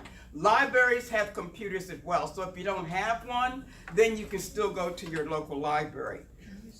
Harford United Charities. The bull, the shrimp, and oyster roast will be October the 11th. I'm the timekeeper. Oh, well, this is the county executive's spelling, so give me a little bit more time. I'm taking privilege. In the spirit of Ralph, let's go. Okay, all right. At the bull roast, shrimp and oyster roast, which is October the 11th, and I'm passing some flyers around if you were sure that I don't have a lot of them. You can enjoy the delicious food, live music, and fun time for a good cause at the Harford United Charities Bull Roast Shrimp Oyster Roast from 7 p.m. to 11 p.m., which is Friday, October the 11th at Jarrettsville Gardens. You can also try your luck at the Money Wheel and raffles. All the proceeds benefit nonprofits. It's in my We have newsletter, by the way. yes. It's in the newsletter too. Okay, very good. The Maryland Barbecue Bash is October the 11th to the 13th as well. It's one of the biggest events of the season, and it's going to be at the Maryland Barbecue Bash in downtown Bel Air. The date, again, I reiterate, is the 11th and 12th. You can come out for the live music, food, and beverages and enjoy the food. Don't worry about the diet. You'll work it off eventually. Prescription drugs take-back day is October 26th. Unused prescription medications can fall into the wrong hands and harm our environment if they're not disposed of properly. So remember that October 26th is the unused prescription medication that you can take care of dropping that off. It's from 10 a.m. to 2 p.m. and it's at various county locations. This event is held in partnership with the U.S. Drug Enforcement Administration and local law enforcement. Inside County, Eden Mills. This month on Inside Harford County, you can take a virtual tour of Eden Mill Nature Center and the Grice Mill Museum in Pilesville. The park manager, Amy Dunn, will join the county executive there. So if you would like to come out and be a part of that, feel free to do so. Veterans are having their regular Veterans Family Resource Fair, which is Saturday, November the 9th. I will be there, not to scare you off. But I like to go to the Veterans Resource Fair just to be able to get material to share with individuals in the community. Your calendar for this annual event is providing plenty of information for our veterans, the healthcare, and there's printed guides for our veterans, and you'll probably get the opportunity to meet Bob Brown. Our veterans are extremely important to the county executive. We're going to have all military and their families, which are welcome to attend, and you get a free lunch. So enjoy that day. It's at the Bel Air Armory, November the 9th, Bel Air Armory, 37 North Main Street. Enjoy that event. Thank you.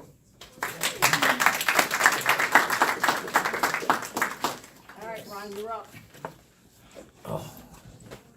And since you are not running executive. How much time? But it's fire safety month, he get time for that. Well, thanks, everyone. Just to reiterate, the open houses, Abington was living, now Joppa's is this Sunday from 12 to 4, okay, right up here at Joppa Magnolia, a lot of equipment. Saturday's up in Norrisville, they're having their open house. Also, this is Sunday is Jarrettsville, and 12th is Norrisville. On the 19th, Whiteford is having their open house. And the reason why I give you the different ones in different areas, because each of us do something a little bit different during an open house. Some of the demonstrations are different, they do a lot of different things. People out like in Whiteford often can do things we can't do down here. So it's, if you can get out to them, it's interesting to go out to them, to visit them. On the 26th of October is the Susquehanna Hose Company up there, stationed down on Revolution Street.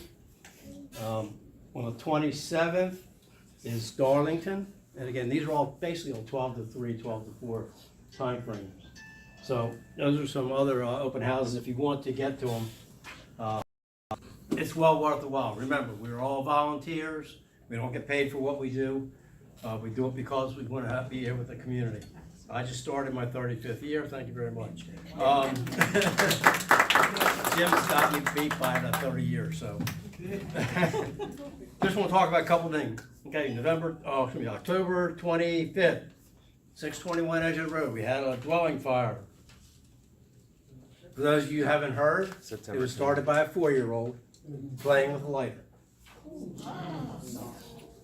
These people, I can't tell you enough, talk to your kids, keep things like this away from them, no matter how old they are. 4 years old. And unfortunately, we can't charge, well, obviously we can't charge them. But he got a talking to from the fire marshal, plus his parents, and keep an eye on your kids, okay? Just playing with it in the bedroom. Okay, that's one of the things I want to tell you. September 24th, we had a fire on Tarryton Road. $100,000 damage. Probably the one in Edgewood was $25,000 worth of damage. The kid playing with the lighter. He's very lucky to get out with his life, believe me. We also had a fire on Old Bay Lane in Haverty Grace, which was a failure. $500,000 worth of damage. And we had one on Railroad Avenue in Edgewood on the 20th. No smoke alarms in the dwelling. A lot of smoke. They were lucky they got out. The fire started on the exterior wall, so it's kind of suspicious whether it was set or whether it was an electrical failure. It's one of the older homes over there. $200,000 worth of damage. Okay. And then recently, as of, that's Talbot County. Sorry, wrong one. Those are the ones I want to talk about. Remember, close the door when you go to sleep at night. Okay, this campaign's been going on for a while. I can't stress enough how important it is to close the door. And if you come to one of the open houses, you'll see our safety house there will demonstrate how that works. On the back table, a couple things that we want to talk about. I left some brochures there. Winter fires, okay? It's about time to start thinking about winter fires. Complete safety tip. This is brochures from FEMA. A lot of information how to use things safely, especially space heaters, wood stoves, fire pits, things like that.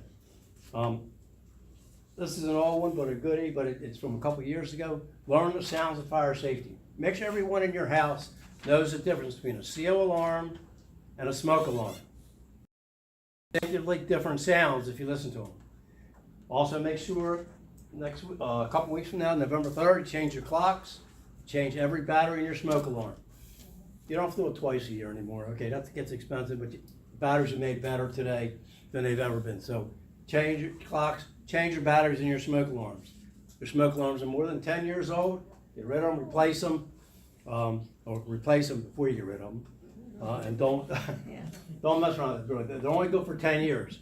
And I get the excuse, we up into 4 or 5 open houses, and everybody talks about, well, mine are still working, but they've been up there since the house built. The house was built in 1970. Okay, they're not good, people. Then you don't know if they're going to work properly. Believe me, I can't talk about safety enough. What price do you put on yours and your family's lives? Leave it at that. And then, of course, you have the famous word Halloween night, Halloween this month. There's a little paper back there on Halloween safety tips, hot off the press of when the little ones are coming around, or if you're sending them around, things to look out for. Make sure they have their clothing is lit, you know, as far as, you know, being able to be seen reflective type things. Make sure they can see, excuse me, out of their mask properly, so when they're walking, they're not tripping. And of course, watch out for other things that might be, you know, out there. I can't stress enough. And I'm going to say this, unfortunately, I got to say it, check kids' candy before they eat it when they bring it home. Don't let them eat stuff out of the bag. 90% of it, probably 98% of it, not a problem. But that 2% where somebody got funny and put something in there. And we don't want to have to come out there in an ambulance and take your kid to the hospital and you have to worry about it. Please check your kids' candy, what's in the bag, before they start eating it. Okay, it's very important. We've had incidences in Harford County. We've had quite a few previous years. It's dropped off, thank goodness. You know, that we don't see as much anymore, but there's always some idiot out there that wants to harm our children. Remember, our children are our future. We're not going to be around forever. Well, something like this, and I hate to say it, but you know, I'm part of that gender right or generation. You know, yep. Any questions for me as far as firemen? We'll be around like the firehouse. Open houses are a great way to meet, volunteer, and see what we do. Any questions for me? Good one, twice. Thank you, Ryan. Thank you. I already said what I was going to say, right? Okay, yes. Oh, good, okay, then be on your own. Thank you.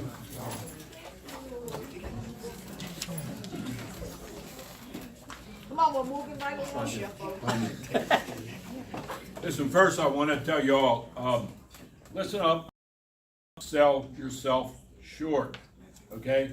You can't take a community center and a rec center and put it in the same building. You're gonna be running over top of each other. I've met with the county executive numerous times over this whole project, particularly since we bought those 128 acres and make it into a park, community above the rec center, over above. The rec center, we can get 2 buildings. We don't want 1 building. Okay, don't compromise yourself by saying, well, we just want the rec center up in the green. We want a rec center in the green property for a rec center, and you're only going to use it as a rec center. There are 15 different buildings throughout this county that are called rec centers and community centers. There's 15 of them. There's 15 of them in the other 5 council districts. We don't have any. Think about it. There's 15 of such buildings in the other council districts. Edgewood alone has a community center, a separate Boys and Girls Club, a separate senior center. You know, we don't have anything. We're going for 2 buildings. This probably was a mistake writing rec center on that building, because that's not a rec center, it's a community center. 32,000 square feet, okay, is perfect for a community center, but you can't put everything, jam them into 1 building. You try to jam them in 1 building, and there'll be no time at all. You'll be all pissed off, and you'll be mad because you ain't got enough room. That's the point, you ain't got enough room. 32,000 square feet, it says on there, that's a standard community center anywhere. Somebody was talking about the one in Bel Air, okay? That's 32,000 square feet. Go up there. It's not a rec center, it's a community center. We need both, okay? We don't have enough over it. We've been fighting this for 20-some years. Let's not let it go now, because if you let it go now, you gotta fight for both. You say, wait a minute, you know, in fact, now, I met with the county executive numerous times on this. I was involved when they were going to buy these 128 acres, but I had to be quiet because they look, this is difficult negotiations. They were already, you saw the plans, they were already ready to build 300 houses on that property. So it was really tough negotiations. I really got to give the county executive and everybody that was involved a great attaboys for buying that property. And that's shutting down, you know, you'd have had another Ridgely Reserve. That's exactly what you're talking about. In fact, they were even talking to the builders of Ridgely Reserve to build their property. Okay? Now there's a big,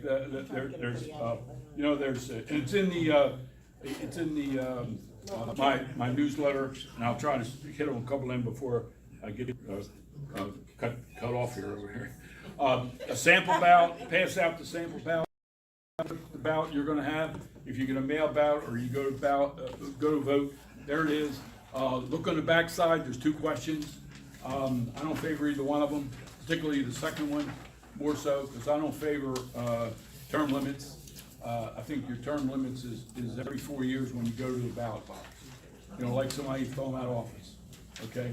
And when you look at the stats over how long people serve on the council, we got one 20-year person, and he's sitting right there, Rob Wagner.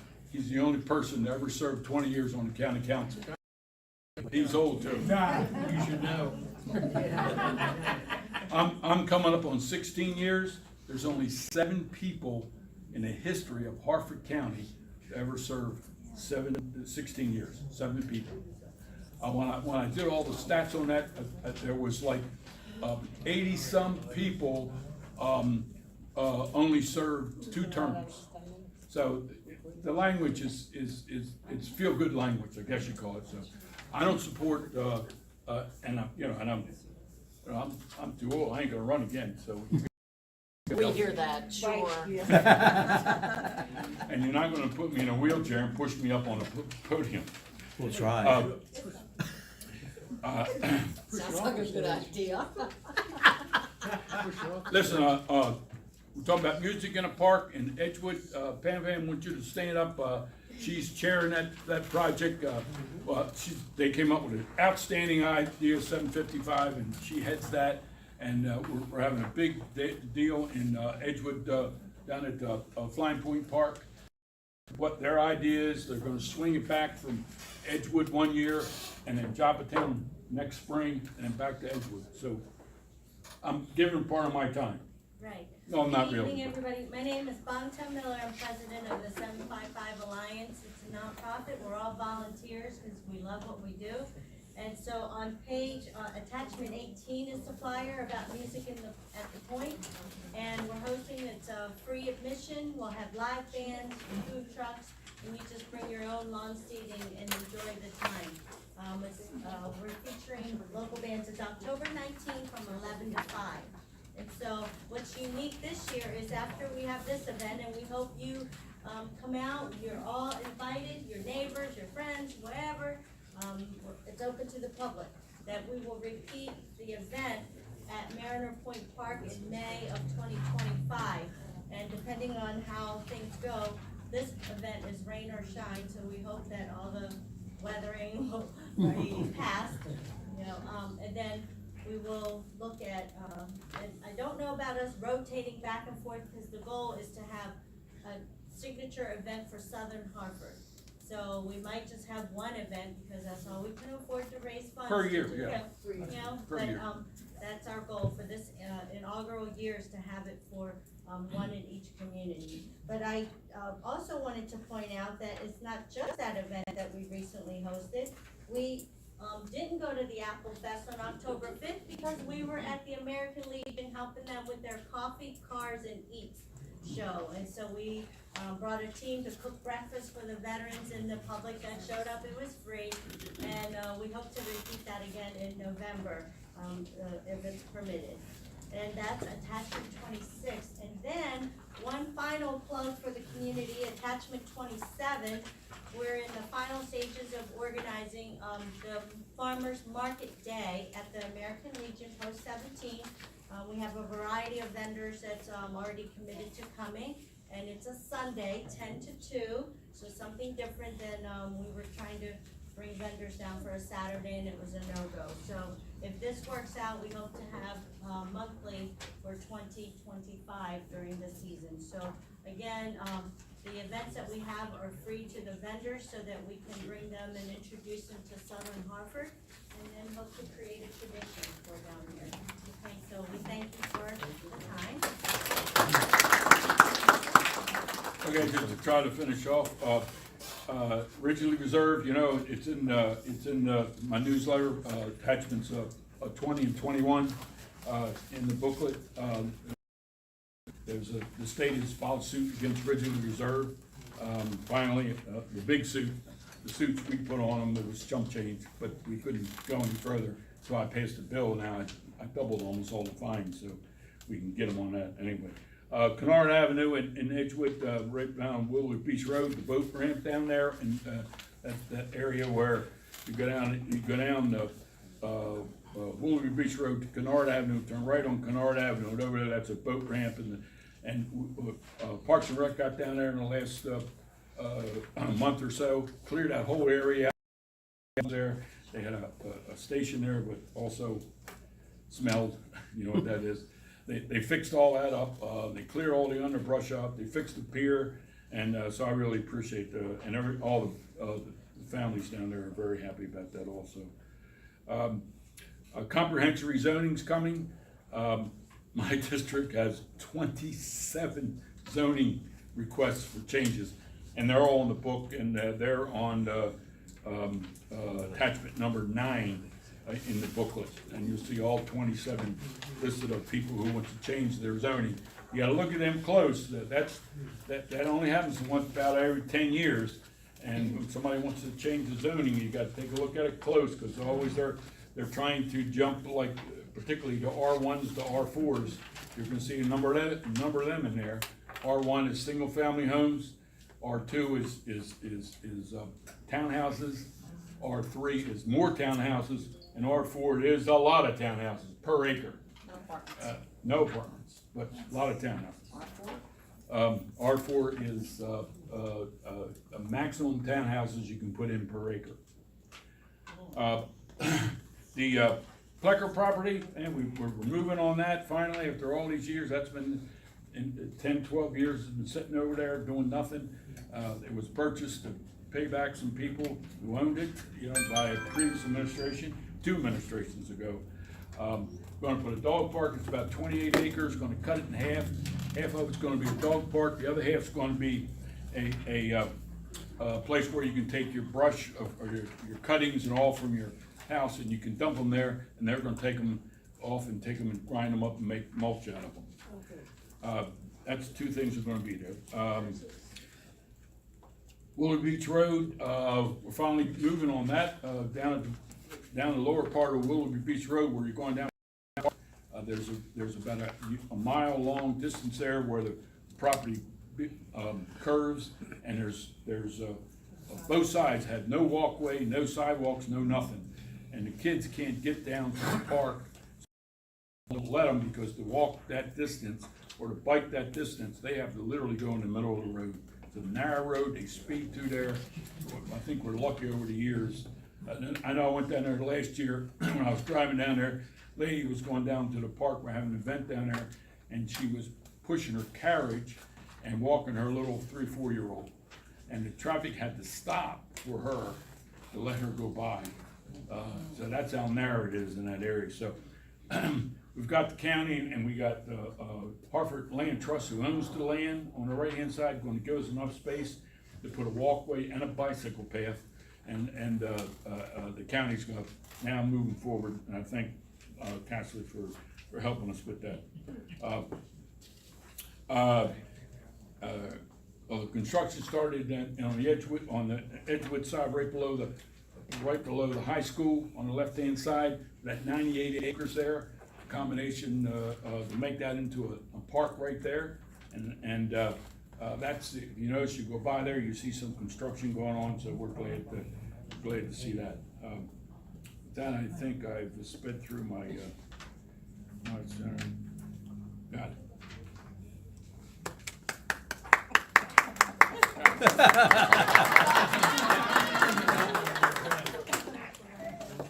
You know, somebody has a question. Somebody got a question? No. Way back there. Councilman Dion, can you give us an update, because I don't see it on the zoning list, about this project where they want to put in the drug treatment center on Philadelphia Road? And the neighborhood is quite upset about it because they use the excuse, oh, well, there's no school buses or anything around. A lot of those kids up and down there and Clayton and everything coming in there, their bus stop for school and stuff is in front of their houses. So how are you gonna have throw all of these men right in the midst of where these families and these children are? That's a zoning issue, and Yeah. he can't speak to that. Yeah, if the zoning, it depends on the zoning. I off the top of my head, I can't. No, that's a special exception that's been appealed to you, the council. Oh, that's right, so I can't. So you can't. From about that, but they had to leave. I'm glad Gloria's Gloria's up on that stuff. keeps up on all this stuff. I can't comment on it because it's a case that's coming before us, and I'm not allowed to speak about that in public. Okay, one more last question, because then we have. Somebody explain what that issue is. It's case number 6006. You wanna look it up, under the Harford County Council. It's just a, special exception to have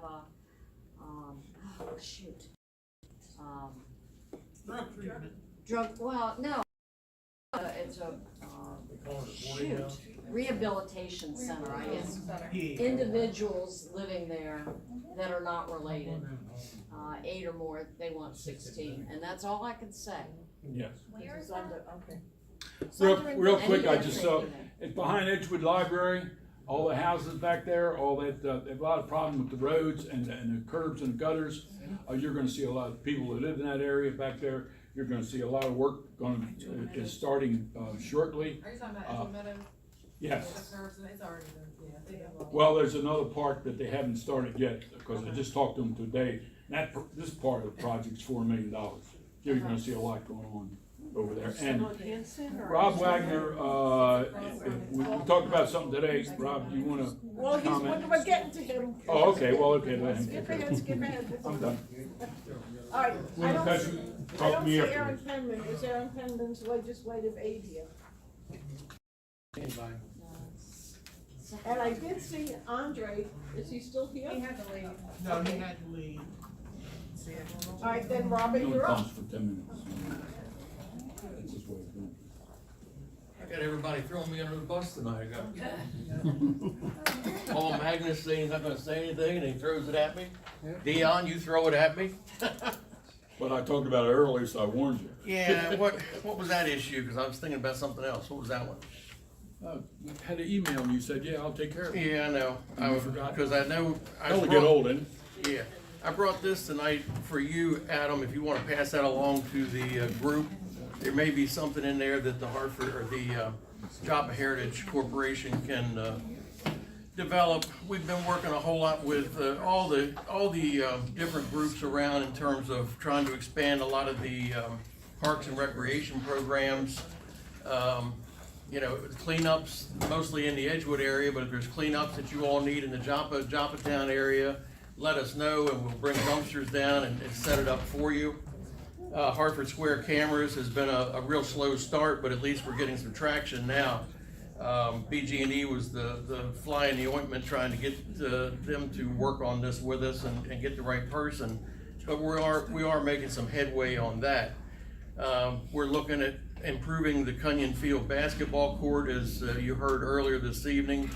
Joppatowne Rec and Activity Center has already been covered, and I think there's more discussion to be had on that, so that the community really does have a voice in that, and everybody comes together and decides what's the best thing for the whole community.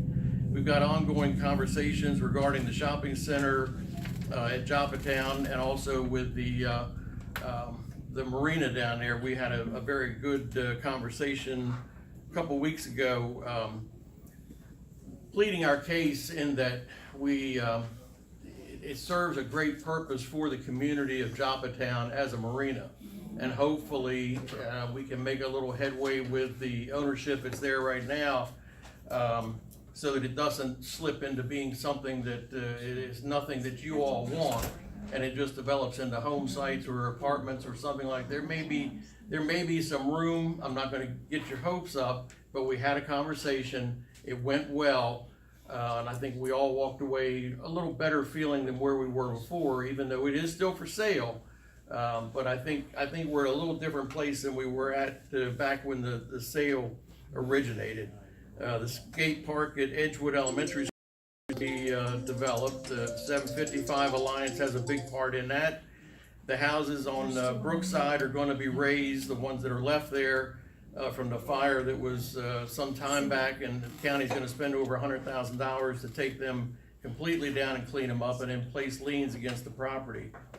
We've got a dedicated street sweeper down here in the southern end of the county. If you all want to, I'm going to leave some cards in the back too. If there's some place along there that you want swept that looks like it's needing some attention, contact me. We'll get a street sweeper in there and take care of it.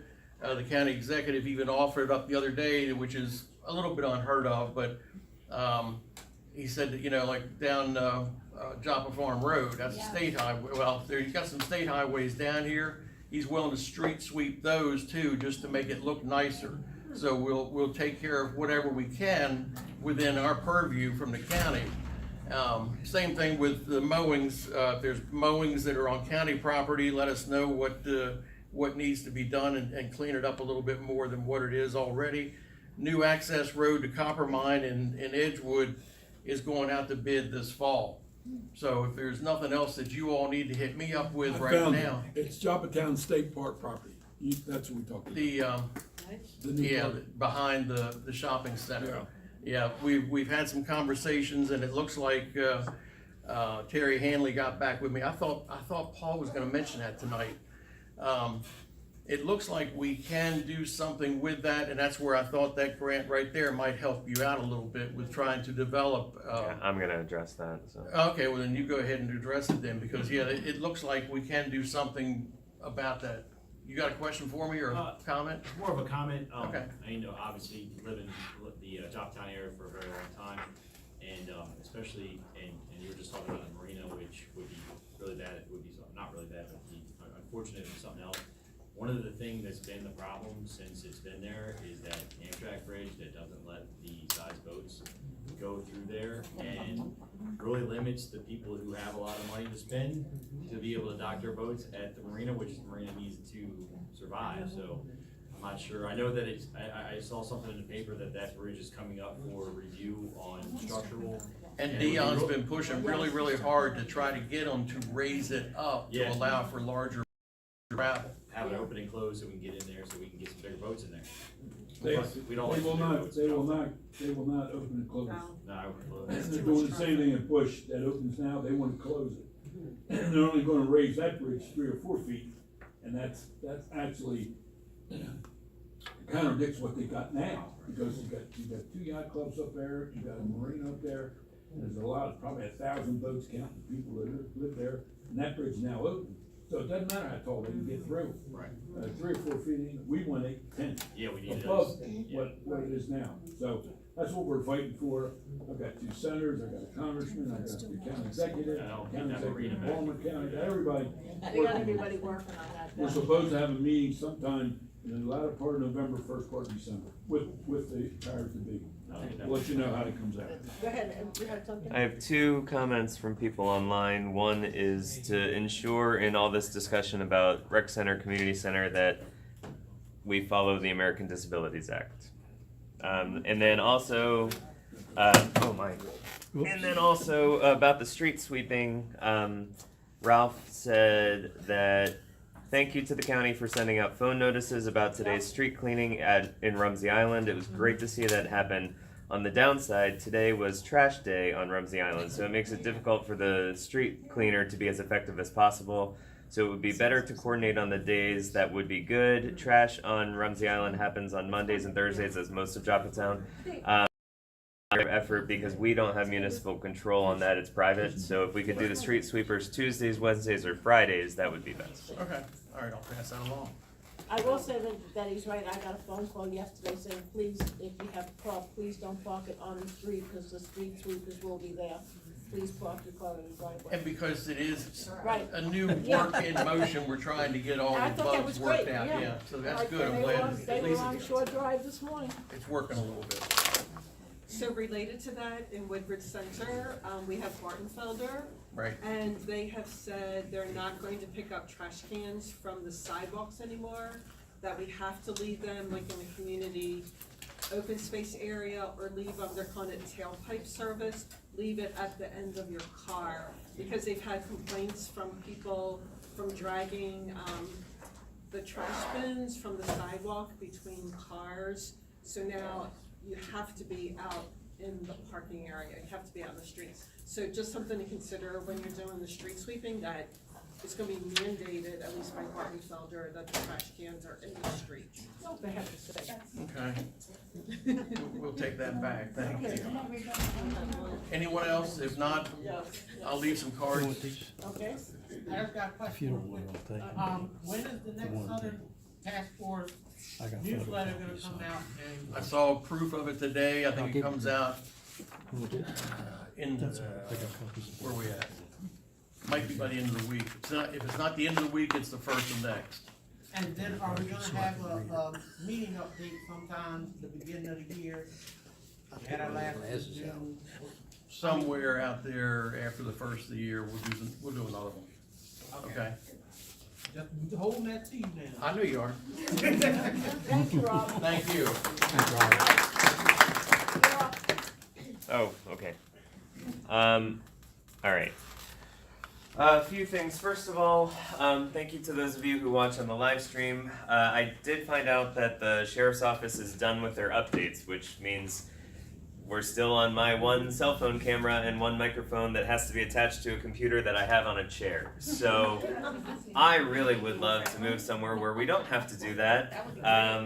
Because last time we had like 75 views and there were 14 people who watched the entire meeting. We don't have those numbers today, but people can watch the meeting afterwards, including that discussion that we had about the community center, which is now on camera, on recording, on the internet, and we have the ability to go back to the county and say, do you remember what we talked about? Because we have a live recording of it. So live streaming is important. Just please make sure that the county want it. Next Monday, there will be a Joppa Development and Heritage Corporation meeting at 725 Trimble Road, which is the Joppatowne Christian Church building, at 6 p.m. This is not a general meeting. This is a meeting with a specific agenda item. What we're looking to do is we're going to review the comprehensive rezoning for District A and B, I believe, anything that's in Joppa. And then also, we are going to discuss potential projects that we are going to sink our teeth into. We're looking for one really big one, maybe from, at least in the spirit of the Joppatowne community plan that was published in 2003 and done anything with since. That's Rob's time, that's up. So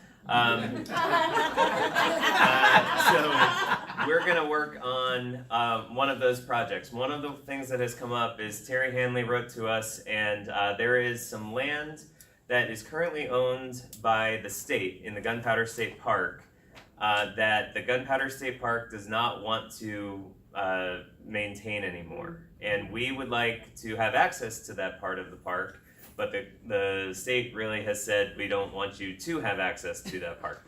So one of the things we've been talking about is possibly seeing if the state would allow either our nonprofit, the Joppa Development and Heritage Corporation, to become the friends of that part of the park, or if the state would just give that part of the park to the county and make that another park for Joppatowne. One of the things we've discussed is walking trails back there, a promenade maybe like Harford of Grace has right on the water up to the quarry and things like that. So if you're interested in that, that's something that you can come discuss with us next Monday night at the Joppatowne Christian Church building. Another thing that we've talked about is possibly getting some better live stream equipment for this room, so we'll see. The Copley Parish Historic Festival is coming up on October 19th. There's a flyer up here if anybody would like. That's 11 o'clock. That's the same day as the music in the park, so you can go to both events. And Paula's I'm here at 11 at Flying Point because my son's band is on at 11, and then you go to Copley Parish. So go see Paula's son at 11 at the music in the park thing, and then go over to Copley Parish Historic Festival. Make sure you do that. On October 24th from 12 to 5, there's going to be another blood drive at the Joppatowne Christian Church building, 725 Trimble Road. There is going to be one in January at Joppatowne High School. We're finally going to make the jump over there. And if we can get 40 donors at the high school for $250 to a high school senior, so looking for donors for that in January. Emma Jr. is a musical that's going to be at Joppatowne High School at 7 p.m. on November 21st and 22nd. Those are Thursday and Friday. 2 p.m. on Saturday the 23rd. We'll have another meeting before then, so I'll remind you next month.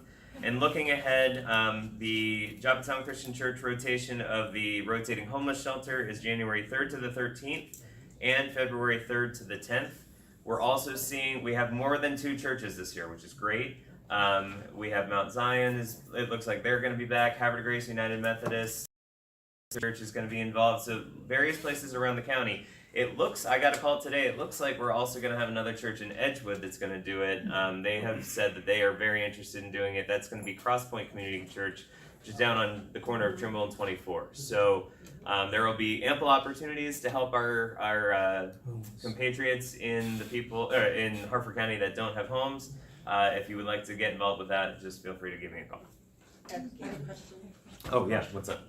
Did the DNR explain why they don't want you to use the property? They do not have enough park rangers to adequately patrol that property. So what their solution was just post it with no trespassing signs and kick everybody off the land.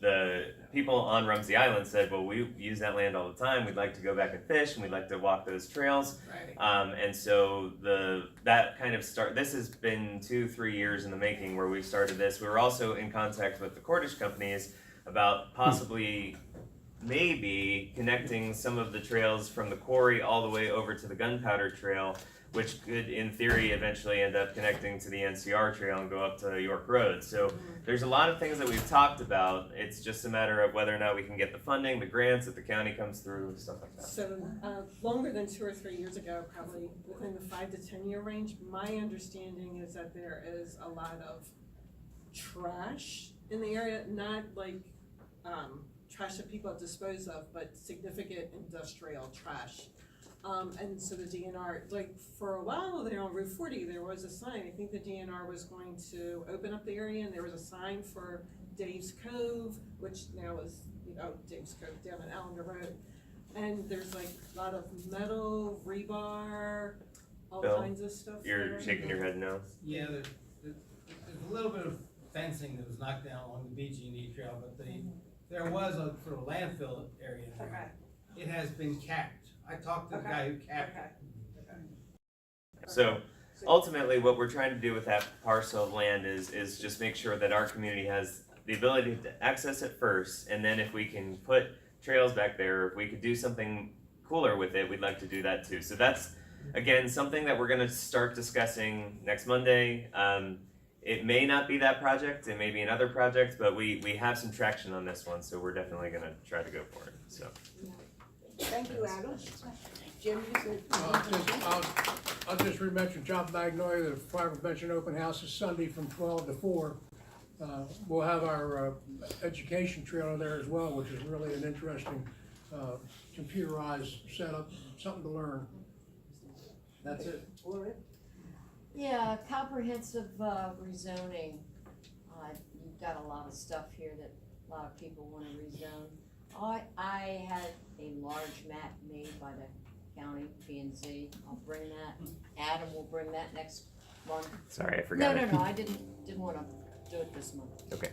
So, there's a spreadsheet. I've got all that on the notices that you get sent. All that information's there.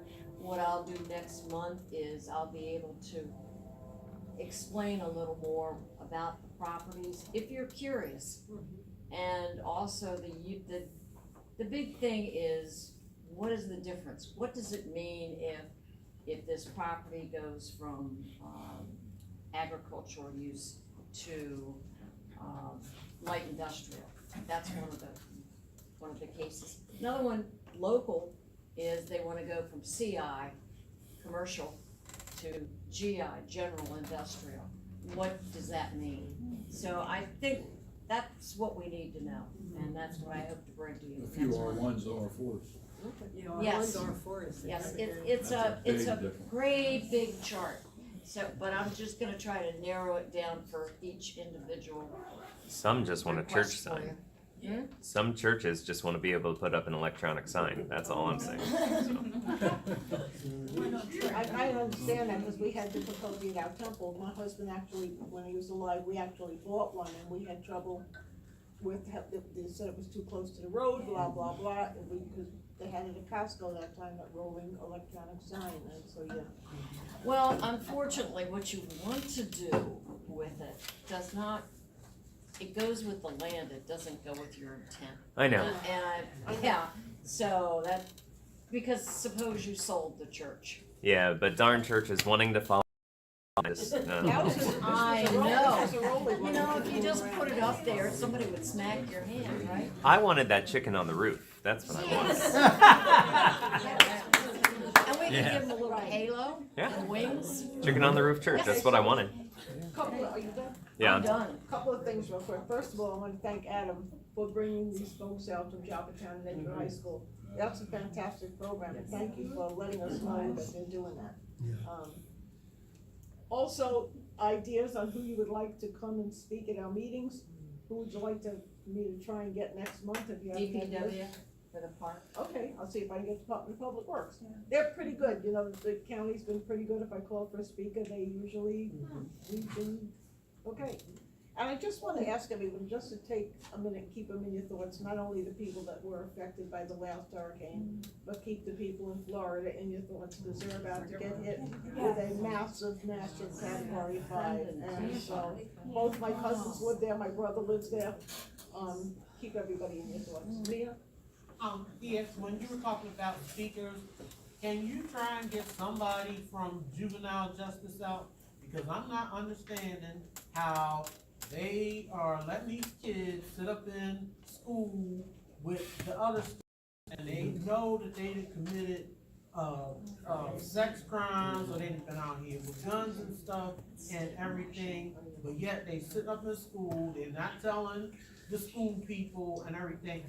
There's gotta be a meeting of the minds there, because that's not right to families and stuff, your child is sitting up in there, and one population, they know that this child is troubled, and the proper people aren't being told, so there can be some extra eyes and some prevention put in place.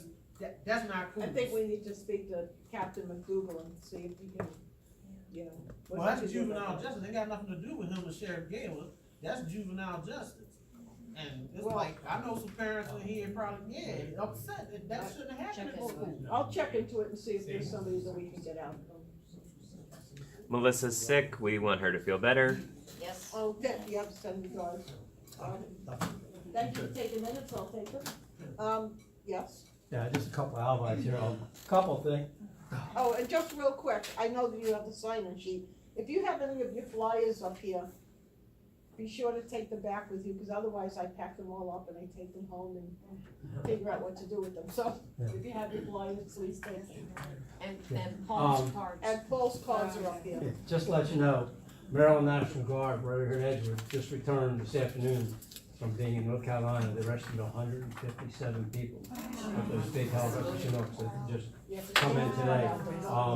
I will say this, and we're talking about this about Milton coming into Florida now.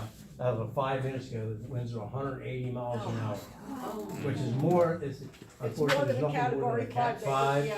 However, if it would be, it'd be like a Cat 6. So it's very dangerous. They were showing some video talking before about what this 15-foot surge would look like, and within minutes, your house is underwater. And these are people that are not necessarily in the lower level here. So keep them in your prayers, and I guarantee you, our Maryland National Guard soldiers, after they rest up, they'll be in Florida sometime next week. When it's, and by the same token, keep a watch on the weather. Okay, once the storm gets past Florida, it's expected to gain strength again, and where's it going to come? Right up the East Coast. I thought they said Which this one, means you got Happy Grace, you got our area here. but this one I thought Just they, keep an eye on the weather, see where it goes. It may this not one go I thought out. they said was going out into the Atlantic. Yeah. Well, that's what Yeah. it depends on which one you believe.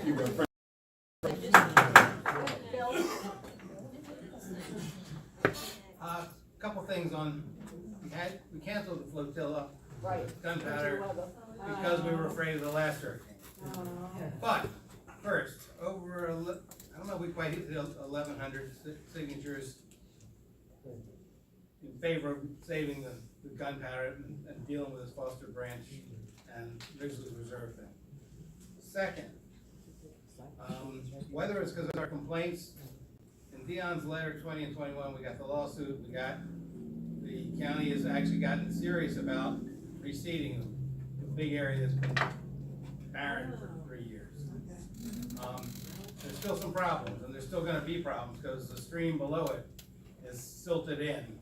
And if we get a big rain, no matter whether it's gonna come into the gunpowder again. But we're finally making progress. We might be able to, if either of these lawsuits hit the way we think they do, we might be able to actually fix the darn river after we fix the problem. The problem is still not fixed, but it's way better. Gotta thank the county, they actually brought the hammer down for the first time in a long time. And I gotta thank God. We had 9 days of light rain after they hydroseeded the place, because they've hydroseeded before and never bothered to water it. If we get another 2 weeks without rain, what they did is gonna die, but if we get one water or a rain, we probably can get through the winter. But thanks everybody. All right, if there's nothing else, we actually can get out of here. It's 8:56. Meeting is adjourned.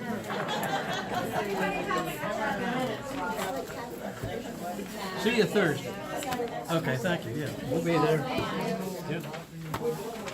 There's a couple fires today, which I should have introduced you by then.